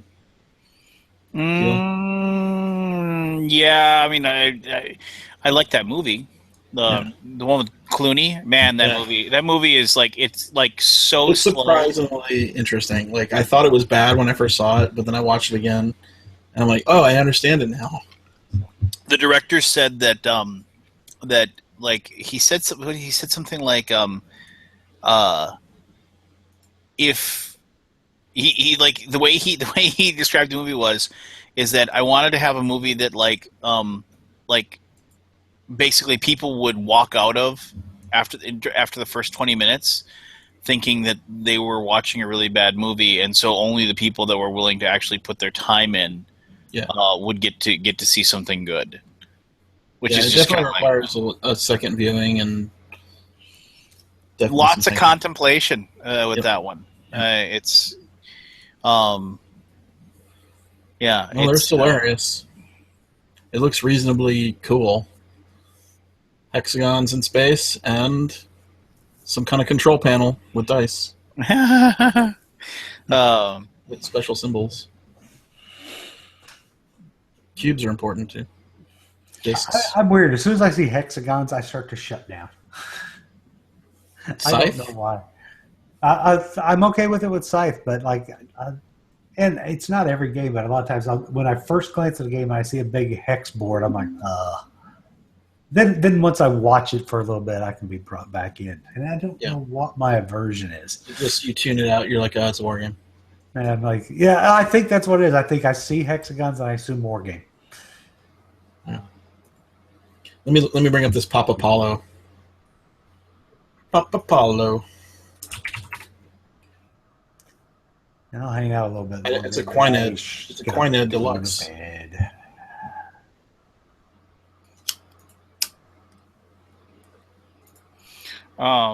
It's a pizza delivery Euro game.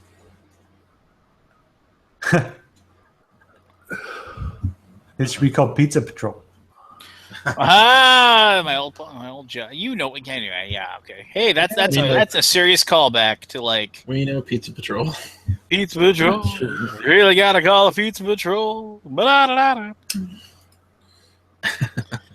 Hey, look at those guys. They're making pizza. Maybe pizza meeples, man, with stickers. Oh, look at the guys on the scooters with their little pizza boxes on. It's a rendering. It's pretty cool. Yeah. Man, I love my old pizza job. I really enjoyed it. It's such a simple work, isn't it? It was. I mentioned this to somebody. I was trying to explain this to them. So, it's like when I worked, and I was talking to my brother about this too. I'd go to work at Pizza Hut, right? And then I went to work at insert name a pizza joint that I worked at before I got fired, and then went to work for another pizza joint. I would get there and you'd work and you just wanted to leave. I was like, I just want to get cut. I want to get cut so I can get my money and I can get out of here.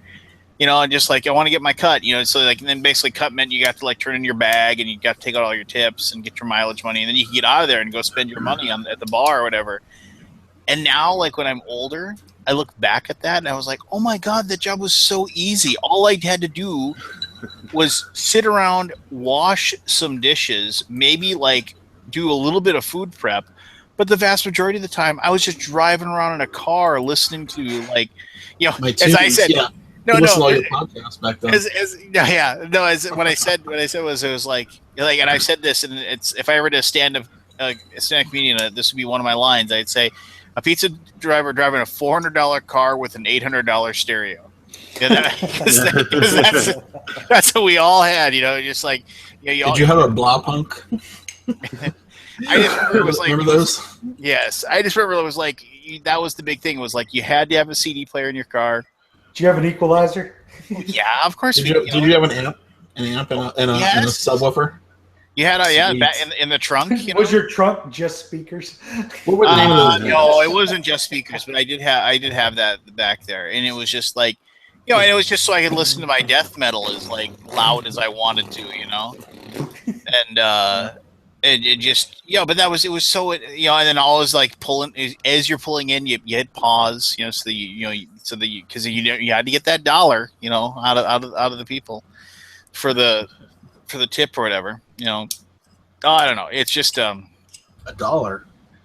Oh yeah, you were lucky to get $1. You were if I don't give the guy at least $5. No, see that back in the day. This is like early '90s. Back in the day, if you got $1 as a tip, that was good. I'm a horrible person, so I tip the pizza delivery guy. But every time I do it, I think, why am I tipping this guy? What am I grateful for to give him? Because otherwise you'd be driving to go get it, and that's because I have to pay the pizza company to deliver the pizzas now. So I'm paying for the service. There are delivery charges, right? Yeah, they have delivery charges. I pay $2.25 for delivery. Yeah. Well, okay, fine, but I mean, okay, you're paying for the delivery charge, but how is it going to get there? I mean, that's their problem. I paid them for the service. Yeah, you're not paying. You're paying for the insurance for the company. Yeah, you're not paying for the driver because I remember when I was working there, the log actually got passed while I was delivering pizzas, because like somebody had employed somebody that like had their insurance lapse and they didn't realize it, and then of course they got in an accident and the person was hurt or paralyzed or whatever, and they couldn't sue the company. It just wasn't set up that you could do that, because you couldn't it wasn't like the person was drunk and they were working or whatever. So then basically they went to a court case, and the court case decided that yes, because the fact the person was driving for them, then you could actually sue the company for employing the person.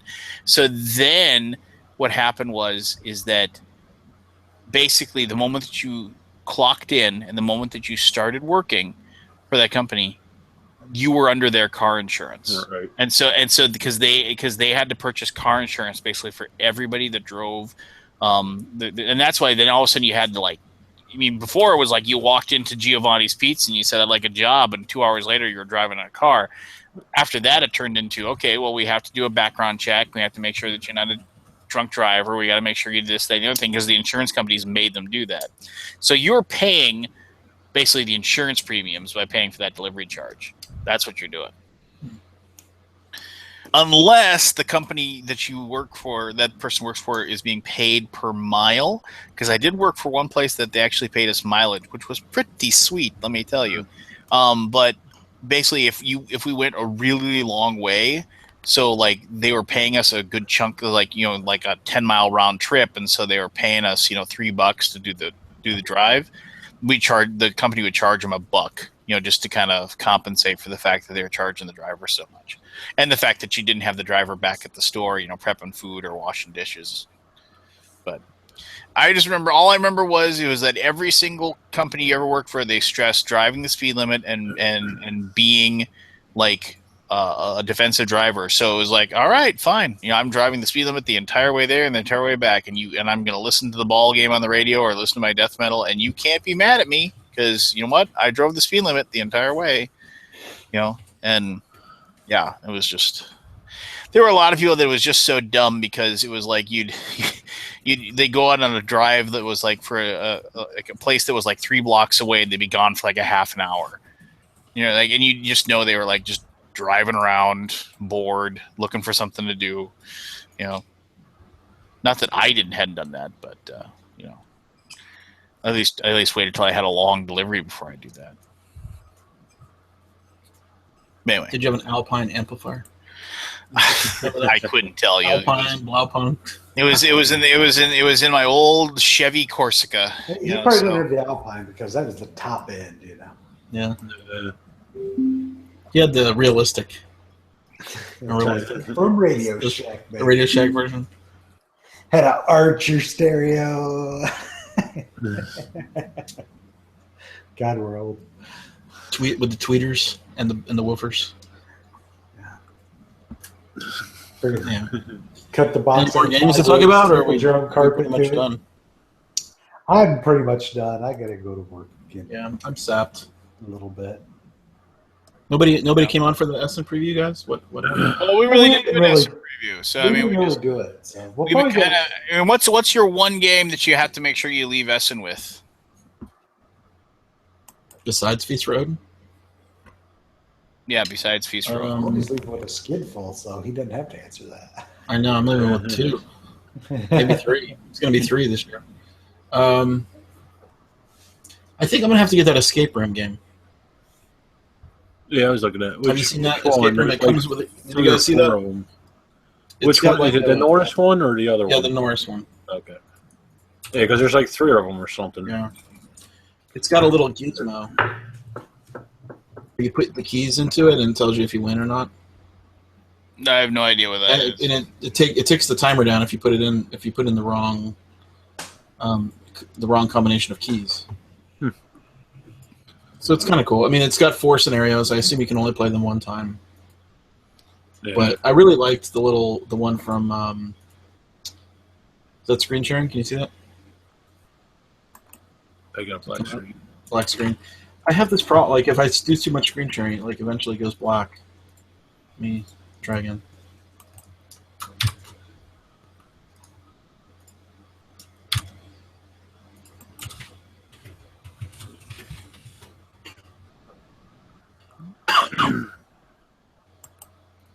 It's called Escape Room the Game. Escape the room, the game, something. I don't know. Interesting. Any pictures coming? Fine, I'll look it up. Jeez. That's all. There we go. Yeah, you're up. Escape room, das Spiel. Yeah, so it's got this. So the keys have, if you look really closely at the keys, they have different symbols, different letters, different numbers, different, like, there's arrows on here, there's all kinds of symbols. And then you play a scenario, and then you've got, envelopes that you open. And then I'm guessing, I don't know for sure, but a hint card that you could open at the 55-minute mark. Because I'm guessing you have an hour to do these. Right. How replayable is the game, though? It's probably not replayable. It's a one and done, yeah. It's a one and done, but it has 4 scenarios or 4 different, scenarios. So you can play it 4 times. You can play it 4 times.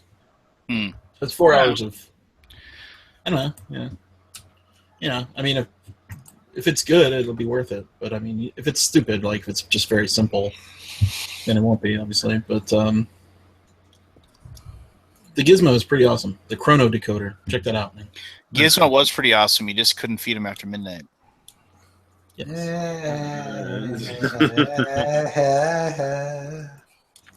But look at that awesome display, and it's got the wheel. It's I don't. These are non-functional, I think. It's like that. I mean, I'm picking apart the chrono decoder, but I think it just takes the keys. See, it's got 4 slots for keys. It's got a speaker. Know the right slot and the right key, I assume. Yeah, that's how you solve it, right? That looks like a neat little thing to play with. Yeah. If it's 4 hours of fun, I'll be happy. Well, my big question is like, as I said, my questions are going to be how many plays you get out of it is my. I assume 4. So do you have like a little conference room at BGG that you could just set this up in and let people just do their own little escape room in there the whole time? Yeah. I mean, my question. Okay, actually, 2 questions. Do you ruin it? Basically by playing it, like you use it up, or is it? I don't know the answer to that. The one escape the room with the Stargazer was replayable. You could put it back together again. But once you know it, you you would not play it. You know, Unless you want but other people could play it. Impress people. Oh my gosh! I got Maybe the like- answers. We finished it in like 35 or 40 minutes, and it was not too hard. But that's fine for the first one. I think their next one is a little harder, and then they said they were potentially looking into making like very difficult ones. For really. Ooh, very difficult. What game are you not going to leave with? Or Well, I'm not going to be there. And I know, but if you were, and you told me you won't give me anything. So why would I? What is your mule not allowed to leave with? You don't have a mule this year? You don't have anybody? No, I don't have a mule. Nothing. Nothing. Not even the guys from. No, I just I had a really cool guy who helped me out last year. That was too much work. Used them. Sorry. I had a really good friend once. Yes. Damn, Lance, you lost your mule and your guest honor. I know. It's all of the shit on here. Next thing you know, he's going to lose his badge. But I just He's riding very close to the edge of the badge. I just chalk it up onto yet another reason why BGG is no longer great. So are you staying with me, or are you staying somewhere else? I'm staying with you, funny guy. He's staying with you, by the way. I don't know anything about a room. Okay. The room is like. I just double checked the man versus Meeple people are like begging me to figure out a room for them to like stay at BGG Con. You can't help them though. You're plumb full, right? Yeah, it's real full. Like we're putting together people who in the past have had their own rooms, so it's tight. It's tight. Yeah, they're desperate to be there, but they can't. Yeah. They can't. Probably just hide a sleeping bag. But they want to be in the hotel, right? They don't want to be in a neighboring hotel. Yeah. Yeah. They want to be on site. So I mean, there was a room canceled the other day, like 2 days ago, that I saw on the forums. So if they subscribe to those forums where the rooms are going up, they're probably gonna come pretty fast. Well, here's the deal, and I tried to explain to them, and I'm not trying to talk crap about them, but I was like, dude, I said you do realize that you could probably post in that forum, and people are like big enough fans of you that they would like be willing to share their room with you, and he's just like, oh, I know, but just like, it's like you had nothing to worry about trying. I mean, what are they gonna do? It's just like. I don't know, nobody's going to steal your kidney or anything. What is that thing in your hand? This thing? Yeah. It's a box cutter. Oh, okay. I keep it down here so I can, when I get my stuff in the mail. Right. I put up people that I was a fan of in hotel rooms that got locked out of hotels before. That's how I got to know some people. I remember way back in the day when I really didn't know Michael Mendez. They couldn't find a room at Gen Con. And the Haste Minstrel Games kind of showed up, or they just whatever, and they were staying at a game reviewer's house and that was nearby. Yeah, and I remember it was just weird. It was they stayed 2 hours away and just drove in every day. But that was obviously a long time ago. Hey Scott, I was gonna tell you, did you back this, didn't you? Yeah, I almost got it played this weekend, but we decided to play. What did we play? We played something else. This right now is the best gaming experience I've had all year, and it really isn't a board game. I mean, no. it really isn't. It's basically kind of like Sherlock Holmes Consulting Detective, right? But it's so much better. It's okay. I mean, oh man, it is. I can't wait to play it. I mean, we almost got to it this week, this weekend. What is that? I just pissed backed out of it. Well, it's in stores now, man. You can just order it. I mean, it isn't like it's like it's available. Yeah. No. Yeah. It's. I always drop the wrong shit. That's all.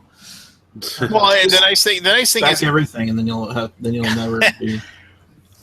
Well, if I just I get my bursts of Aldi backs. I went crazy. What are these 47 games I've never heard of? Oh, hey, we haven't done this in a long time. What? Oh, everybody pull up their Kickstarter page and mine hasn't changed. I know, but we won't. Up front, no. My oldest one is out of that campaign. It's not the upfront. It was the airborne in your pocket. Actually, you know what the weird thing is the stuff I've most recently backed more than anything is RPG stuff. Just because the RPG stuff is like more often than not, it's nearly impossible to track down copies of the stuff after the fact because they do such small print runs. So like recently I backed like Ultimate Bestiary, basically a monster book for Pathfinder, and then there was a big giant adventure, like this thing, like the complete like keep campaign and stuff like that. So I've backed like a bunch of that stuff recently, and I'm like, so that's what I'm kind of excited about. My two oldest are getting close, but I have to look up the updates and see where they're at. Let me see here. I'm gonna pull up. I did just recently got my Massive Darkness pledge kit, so I have that going for me. I got that as well. My oldest is still the what is it? The Unspeakable Words Deluxe. Oh, you want my oldest? Yeah, the oldest that hasn't fulfilled yet. You know how long it's going to take me to actually load? I'm not saying that to brag. Actually, it's just their system is just shitty. Mine is still Myth Journeyman pledge. When they the secondary myth for like basically, and I went hog wild on the add-ons. Yeah, me too. Add-ons. I mean, I got never gonna play. Are you gonna play now? I got every single one of the things. Like the boxes that basically added all the minis. Each one added I went and I got every single damn one, and you know what? I'm okay with that. I'm still really excited to see it all, and I mean it's. My second oldest is Alien Frontiers Big Box, and it is on the water, and I actually played it last week. People are slowly but surely losing their minds about that Myth Journeyman, though. It is. No doubt. How overdue is it? Well, it funded over a year ago now. So, I don't even know when they said it was. Fulfillment was going to be June of 2016. So it's obviously overdue. Only a couple months. Yeah, but I mean, people are basically, and the thing is that they're. I personally feel like their minis are great. I mean, I think they're fantastic. I'm in the process of like taking my Myth minis. And here's the weird thing is that I don't know if I'll ever really play Myth. When I played the game and it wasn't terrible. Like I think if people, it lost its chance though. You know what I mean? With the bad rulebook. Yeah. But when I was taught the game, I was like quite enjoying it. So I thought, oh great, we've got a great game here. And then I went home and then like tried to learn it myself. And, it is, yeah. But here's the deal with Myth is that it is the minis for the. I mean, I think those minis are just absolutely fantastic. I mean, I think those like the orcs, or goblins or whatever they are. I think that sculpt is amazing. I mean, I've turned around and used like the sculpts or whatever for like for my D&D and stuff like that. And so so I backed like the Clockwork module and the Demon module and the Awakening of the Haran Rodent module. I backed all that stuff, and I'm more excited about getting the minis and like being able to use them for my own purposes than I am more so than I am like really getting to sit down and play Myth. Okay, I'm to the end of my list. My oldest one is Airborne in Your Pocket. That's my oldest as well. Well, okay, but that's that one off. That's not going to happen. Write that one off. Okay, Storm Hollow. Next one. Never heard of it. What's Storm Hollow? Storm Hollow. Pull it up. What does it say? I'll bring it up. Hold on. So I mean, and why is it? Why do I always, whenever I go, I always feel like I need to go to the comments and and watch the comment. Oh, the comments are horrific on Storm Hollow. and just and then just see, where just like totally one of those things. It's Storm Hollow calls friends and family of all ages to enter a world of thrilling stories and fantasy adventures for about an hour, and it just looks amazing. The game looks really amazing. Was Storm Hollow one word or two? It's 2.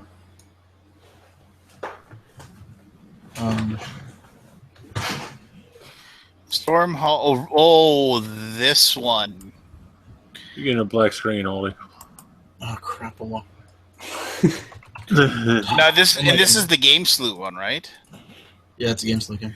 Wait, is this the card game or the one that's? It's a board game. Yeah, Full on board, like fantasy role playing / board, kind of thing.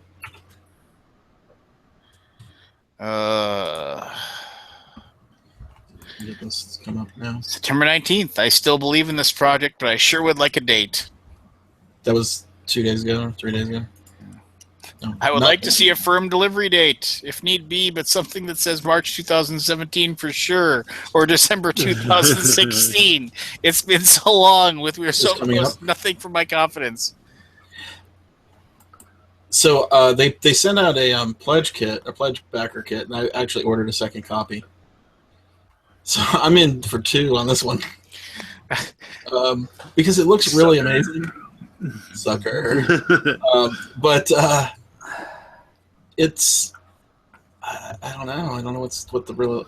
I know Dan and Cody are Dan May and Cody Jones are working really hard to turn around.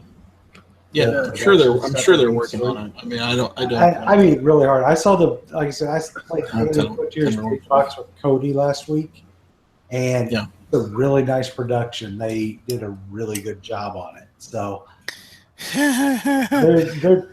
they're starting to take some. I mean, Cody's taking some pride in this stuff, and Dan Erickson's pulled back from the production side of it to let the people that specialize in it do a better job. So my next latest one is Dungeons and Dragons, a documentary. Whoa! Time out! Here, this is my new favorite quote for Storm Hollow. Could I have an update, please? I backed this to play with my 10 and 7-year-old, who are now 13 and 10. I don't think they will be interested anymore. And then somebody responds to him, "Don't worry. According to the website, Storm Hollow accommodates a wide range of play ages well into adulthood." That's great. You guys remember the Dungeons and Dragons documentary? No, I do not. Kerfuffle? That's never going to happen. Well, so okay, what is this one called? So I can look it up. What Dungeons and Dragons, a documentary. Hold on. Dungeons and Dragons, a documentary. I can load it up as well. They got $195,000. That's a good amount of money. Oh, what? You're a backer. So what was the update on January 25th? Because it's for backers only. I can't read it.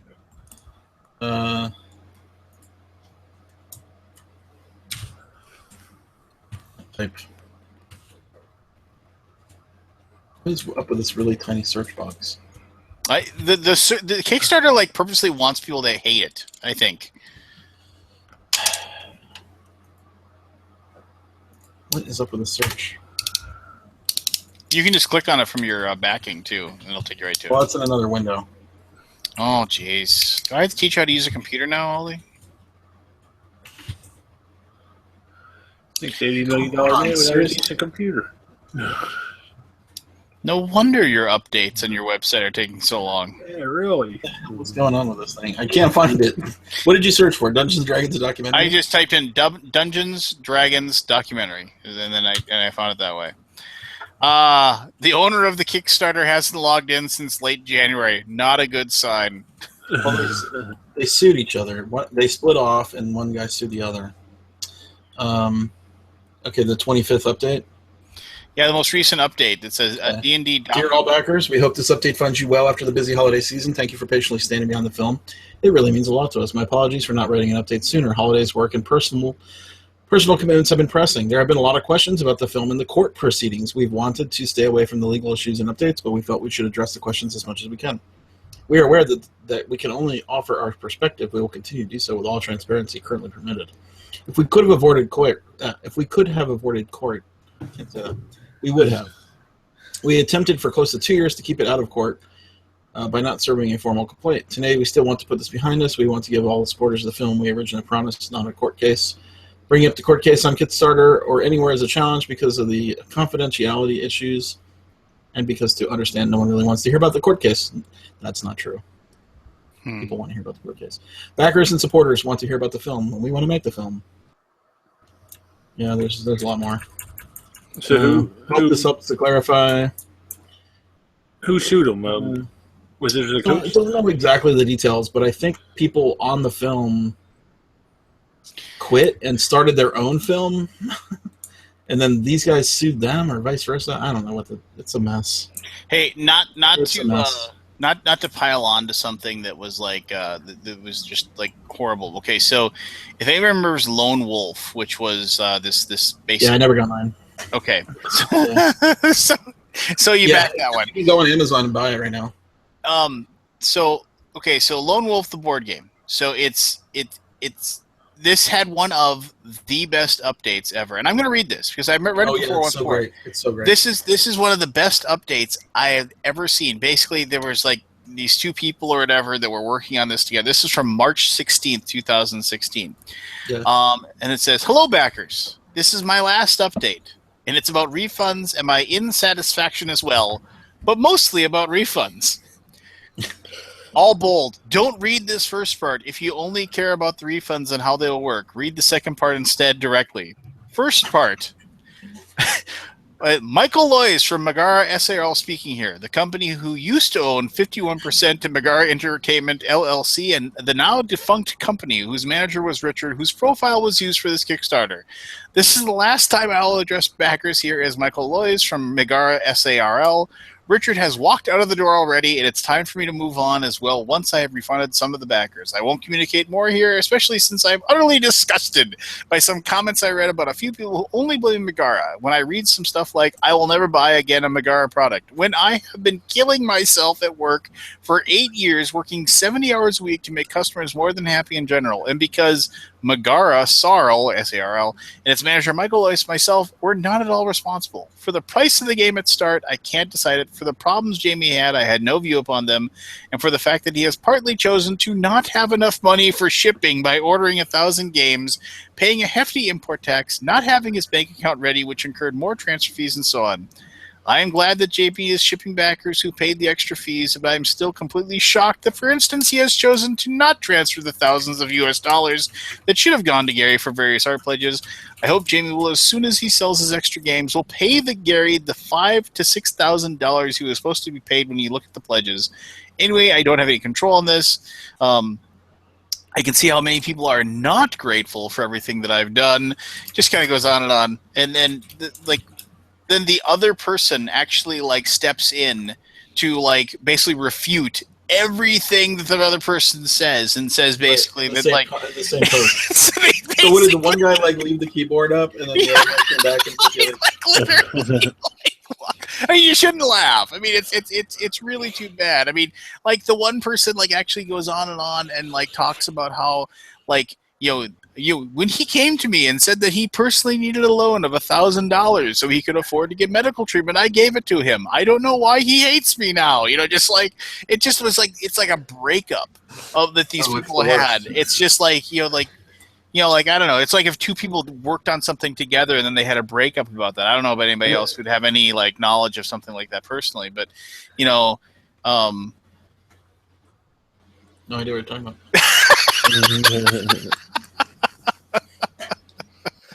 It was a good segue. So you want one more Kickstarter and then we'll call it? Well, no, wait. So wait a minute. So you can buy Lone Wolf the board game on Amazon? Oh yeah, you can go buy it. I almost did. Oh, hold on. I want to see this. Why haven't you gotten yours? Didn't you pay the extra shipping? Maybe I didn't. I don't know what I did. Hold on, let's see if you can get it here. Lone Wolf Adventure box set. No, that's not it. It says that you can buy it through the Kickstarter page. Oh, can I? I can buy it again. You could pay them. You could pay them your money again to get it. Yeah. Would that be nice? Yeah, I think I'm done giving them money. Okay, my next one is Phystix. Phystix. What? Phystix. That sounds. Are you sure that that's safe? Phystix. I do have to laugh when it says I can look that up at work. "Buy now the board game." Buy now the board game. Buy now the board game is, and then you can go to Megara Entertainment, and then you can purchase the game. Well, buy now the board game. Let's see. Is my screen share still working? Black screen. Black screen. So I guess I get one shot at this, and then I have to try one more time. What are you trying to show us now? No. Any good? Fistics. It's being censored automatically. Yeah, it's being fisted. Yeah, I don't think it's showing up there, bud. Oh, yes. What? There it is. Oh, okay, there it is. Oh, Phystix. That's kind of. It's a game of skill, strategy, and balance. Yeah, it looks great. Oh, that looks cool. Yeah. I bet it costs a lot more to make it. Look at this. I totally want this. Let me scan through to the middle. Now, is this the category of you'll get it eventually or never? No, I'm never going to get this. This guy's gone. He vanished? Well, let's see when the last time he logged in. How do you find that out? Mutant Minds? Last login, November 26, 2015. I think my money is gone. Yeah. How much did you give him? $140. Check the comments. What are the people saying?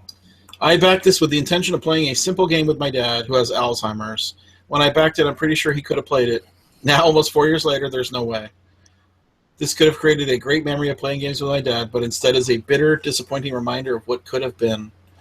Jonathan, if you read this, I'd be curious how to know how you live with yourself, and please refund my money. Yep. Well, that's. I mean, and that's. And here's the thing: it's a woodworking project. The guy could do it, right? Like, he maybe not. I don't know. Well, here's the crazy thing. So, He could, but if you go to Kickstarter and for €90 you can get Lone Wolf the board game, or for €120 you can get two. And then you also get the additional 80 figures pack under blister free of charge together with the order. So I have one more that's actually somewhat disappointing. The glory of I want to say one thing also about the Lone Wolf thing that made me laugh is that like the guy who like totally screwed everything up and like ordered the wrong stuff and like asked for like just basically made all the mistakes that made the game not come out. Like, to compensate people for like the fact that they couldn't get the game or whatever, or they didn't get the game, he was offering to send like basically like he basically said, I have all these extra parts that I don't have to use. Basically the parts that they send you that if they get defective stuff, you have stuff to replace it with. Yeah. He said, I have all these extra parts. I don't even know why I have these, but I'm willing to just send everybody a handful of these extra parts that you may or may not be able to use in a way of me saying, I'm sorry. Yeah. No. Here's all our extra garbage. First of all, that's not the way to say you're sorry. And second of all, you need to hold on to those because somebody's going to contact you and say, yeah, my copy of the game didn't have this in it. Anyway. So I skipped over Upfront. We're never seeing Upfront, right? The Glory of Three Kingdoms. Guandu Corset. It's by Tate Wu, who I sort of know through a friend. Like Tate Wu came to BGG-Con, and it's Glory of Three Kingdoms. Yeah, the comments are getting pretty mad. Okay, so they notice how they got rid of the thing where it says like pledge blah blah blah on this day. They don't even say that anymore. Yeah, they don't have the dates anymore because too many people are like, I gave you this goddamn money that long ago, and like you still haven't, well, I see that they projected a 2013. Well, it looks like some people got mine today. Yeah, somebody actually got them. Some people have been starting to get them. Well, it's like that But it guy looks pretty nice. who had all those handmade dice that he was making. Remember that guy? Oh yeah, I still haven't got my dice. And like he said that he was gonna, as he made money. What is that? What's the video from Are though? you talking about the Cyclo dice? I Oh don't no, know. I got my Cyclo dice. I got my Cyclo dice. I got my Cyclo dice. I paid the extra money Yeah, I did too. to get mine out of Hawk or whatever Yeah. problem he was You having. paid the like $9 for him to the spend $9 to ship it. Yeah. Yeah. Yeah, I got the box too. The box is okay. It's not what I was expecting, but it's okay. But Cyclo dice finally got here. So what's really crazy is that like Sam Brown, really nice guy if you ever get to meet him. He designed a game called Lasan, which was like one of the first Oh yeah, ever, Lisa LYSS San. yeah, which was a really really weird game. I mean, honestly, it was fun, but it was really odd. And like I run into him every once in a while at a convention. I always ask, "Hey man, when are you going to create another game?" And he said, basically, because the campaign he had, like these things were like basically people gave him $500 for these deluxe games, like basically everything's handmade, wood and everything like that. And he basically said, "I am not going to have another Kickstarter until the last person gets the game that I promised them." Oh. And so he's still working on. They came to making- BGCon. They were exhibitors at one point. Yeah. Last time I checked, he was still like working on like basically like the entire game made out of wood, special wooden box, every piece for the game made out of wood, and just totally like, but I mean, okay, those people have been waiting, for, What does that say? forever. I mean, yeah, he's. That's one of the last comments on Airborne in your pocket. What was it? What did it say? Just, Click hey, on Keith's profile. Just, hey Rick, eat a dick. That is awesome. Well, I mean, that's you. Rick hasn't seen it because he hasn't logged in since 2000. You pay your money and you take your roll the chance. dice. You roll the dice. You takes your chances. I mean, that's I get it. Yeah, it's I frustrating. wouldn't buy D-Day dice for life. I did that too. What? Huh? D-Day dice for life. Airborne in your pocket for life. What? So like, and whenever You they get have it an for life, expansion for or something. never again. So you get every future publication of that product line. That reminds me of the people that like ponied up the dough for the lifetime subscription to the Lord of the Rings online game. Like instead of paying $15 a month, you gave them $300, and you would just lifetime. And then they went to a free to play mode.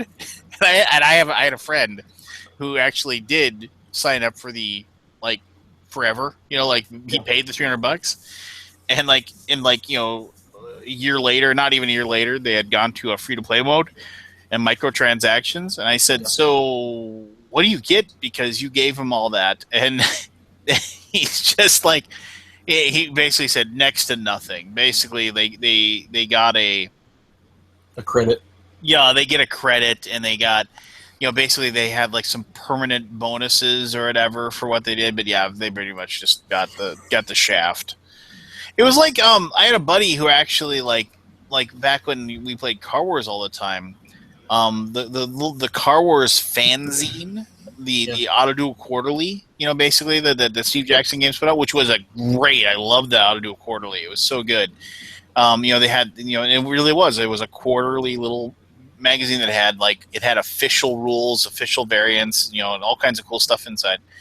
And I remember they they had a thing for a lifetime subscription. It was like for $90, something like that. I remember thinking, "Oh, that'd be so cool," and I did get that, and I was just like, but then I never did, and thankfully I never did because it just nothing lasts forever, right? So it isn't like you're gonna be 70 years old and still getting copies of Auto Quarterly in the mail. It's just not gonna happen. Let me see. I mean, the oldest one besides my myth is, well, I think it's my Reaper Bones 3. It's got to be. I stopped doing Reaper Bones. I got too many Reaper Bones. You know what? You suck. But anyway, I watched that documentary of the Dwarvenaut. Oh, really? There's a pretty cool guy in there. Yeah. He's seen him for like about 1 second. For like, I thought you were actually in the documentary. No, I wish. Yeah, but you were in the documentary through someone's camera pointed to a computer screen. You know what? Were you on it? No. Okay, But so Tell you want paid. I didn't. you can take your laughs and move on. I watch it every day and pause it at that second, and I say, "There, look, I've made it. I made it. I'm on Netflix. I'm on Netflix." So yeah, I like how you're kind of like. I'm assuming you did a video preview for him. No, I didn't. I just I backed the thing, and I just did an unboxing of all my stuff. Oh, you did an unboxing. I backed the first 2 Kickstarters, and I did not back the third. I have enough Dwarven. I only backed the first one, and I've got more than I'll ever need. What is that, Keith? It's the very rare app that most people don't have of D-Day Dice. There was an app? There was an app, and I got it, and it wasn't out very long, and it got pulled from the App Store. Oh. And so I'm one of the few people that has it. Yeah, it plays. So you can play that horrible game? Yeah, you can play the horrible game on the app. We were cleaning out I ran across Valley Games, Democker, and Container, and there was some other game of Valley Games that was. I heard a rumor that Container might actually get reprinted now. Oh, I never played Container. Is it any good? Hey, you'd like it. It's very dry. and well, I mean, as far as dry, I love dry Euros. I mean, as far as dry economic Euros go, yeah. I mean, I'm not a big fan of those kind of games. I mean, it's good. I gotta go. Okay, yeah, I'm gonna go too. Actually, but you need. I've heard more than one person say you absolutely positively need the expansion to really make it good. So I don't know. It's supposedly Mercury Games got the rights to it at some point, and they were gonna. But who knows? It's all crazy. I don't know. Like I said, there's certain games I'm glad I own, and I'm mad that I never picked up Container, just so I can say I have it. Not that I ever really play it. Just wish I could say I had it. You could buy it. Yeah, for like $500. I'm not gonna pay 500. What? It's like super. I think you can. I mean, I think if you want the expansion and you want it in a relatively good condition, you're dropping several $100s. It's and plus Mercury Games. Everything I've heard about them is that they're very shady. Is the best. Ask Travis Chance his opinion of Mercury Games sometime. And then if you can get through the 4-letter words long enough, you can find out what he. I don't know. But anyway, all right. Well, yeah, you need sleep. I need sleep. Everybody needs sleep. Thank you very much, everybody. Hey, go check out Chimera Station on Kickstarter. Back it if you already backed it. Back it again. Back early, back often. Yeah, back early. Yeah. Vote early, vote often. I haven't played Tammany. Talk about the debates yet? I didn't watch it. I haven't played Tammany Hall in like a couple of months. I gotta play that again. God, I love that game. Love Tammany Hall. Such a good game. Anyway, yeah. So if you actually want to go watch some Essen video about Essens, we've got a video on 14 Geek TV. It's called our top Hey, 5.5. Bring me back a feast of Odin there at Aldi. I make no promises. Okay, so and then if you're gonna do that, you might as well grab these other 17. Oh yeah. No. Not opening that door. Not opening that door. No, there is actually He tries to sneak in with like a little something, and then there's one game that I'm like, you just do some research, and if you think it's any good, it's Age of Thieves. It looks really cool. Yeah, I was looking at that one. Sounds fun. Yeah, Sounds it's by Galacta Games, and it's like basically if they're in our hall, I'll definitely check it out because then I can walk there. Each person is a thief, and they have to make it into the middle of this town, basically sneaking past the city guard and everything, and they steal this crown jewel, and which is like the symbol of power for the emperor or whatever. And then then they have to race and get back out and escape. And so basically everybody kind of races to get in, and then as soon as one person grabs it, then they all kind of just try to jump on that person. And basically the person that escapes and gets out, so it's sort of capture the flag kind of deal. Yeah, and it looks like it's got really cool art, and the game looks like a lot of fun. So Gotcha. there you go. But anyway, when do you leave? When do you leave for? I leave Friday. I leave on Friday night. We're going to Copenhagen. Hang out. Right. I'm gonna go chill in Copenhagen for a week. I bet you will. All right. Well, safe travels, my friend. Thanks. Wish you guys were there. I will see you next year. Someday, maybe. What? Well, no. Enjoy your anniversary. Let me know. Let me know what you do instead of going to Essen. I'm probably going to have sex with my wife. Okay. I didn't even know that much. Well, geez, you're married. Yeah, you know how it works. There's 2 days you can count on: anniversary and birthday.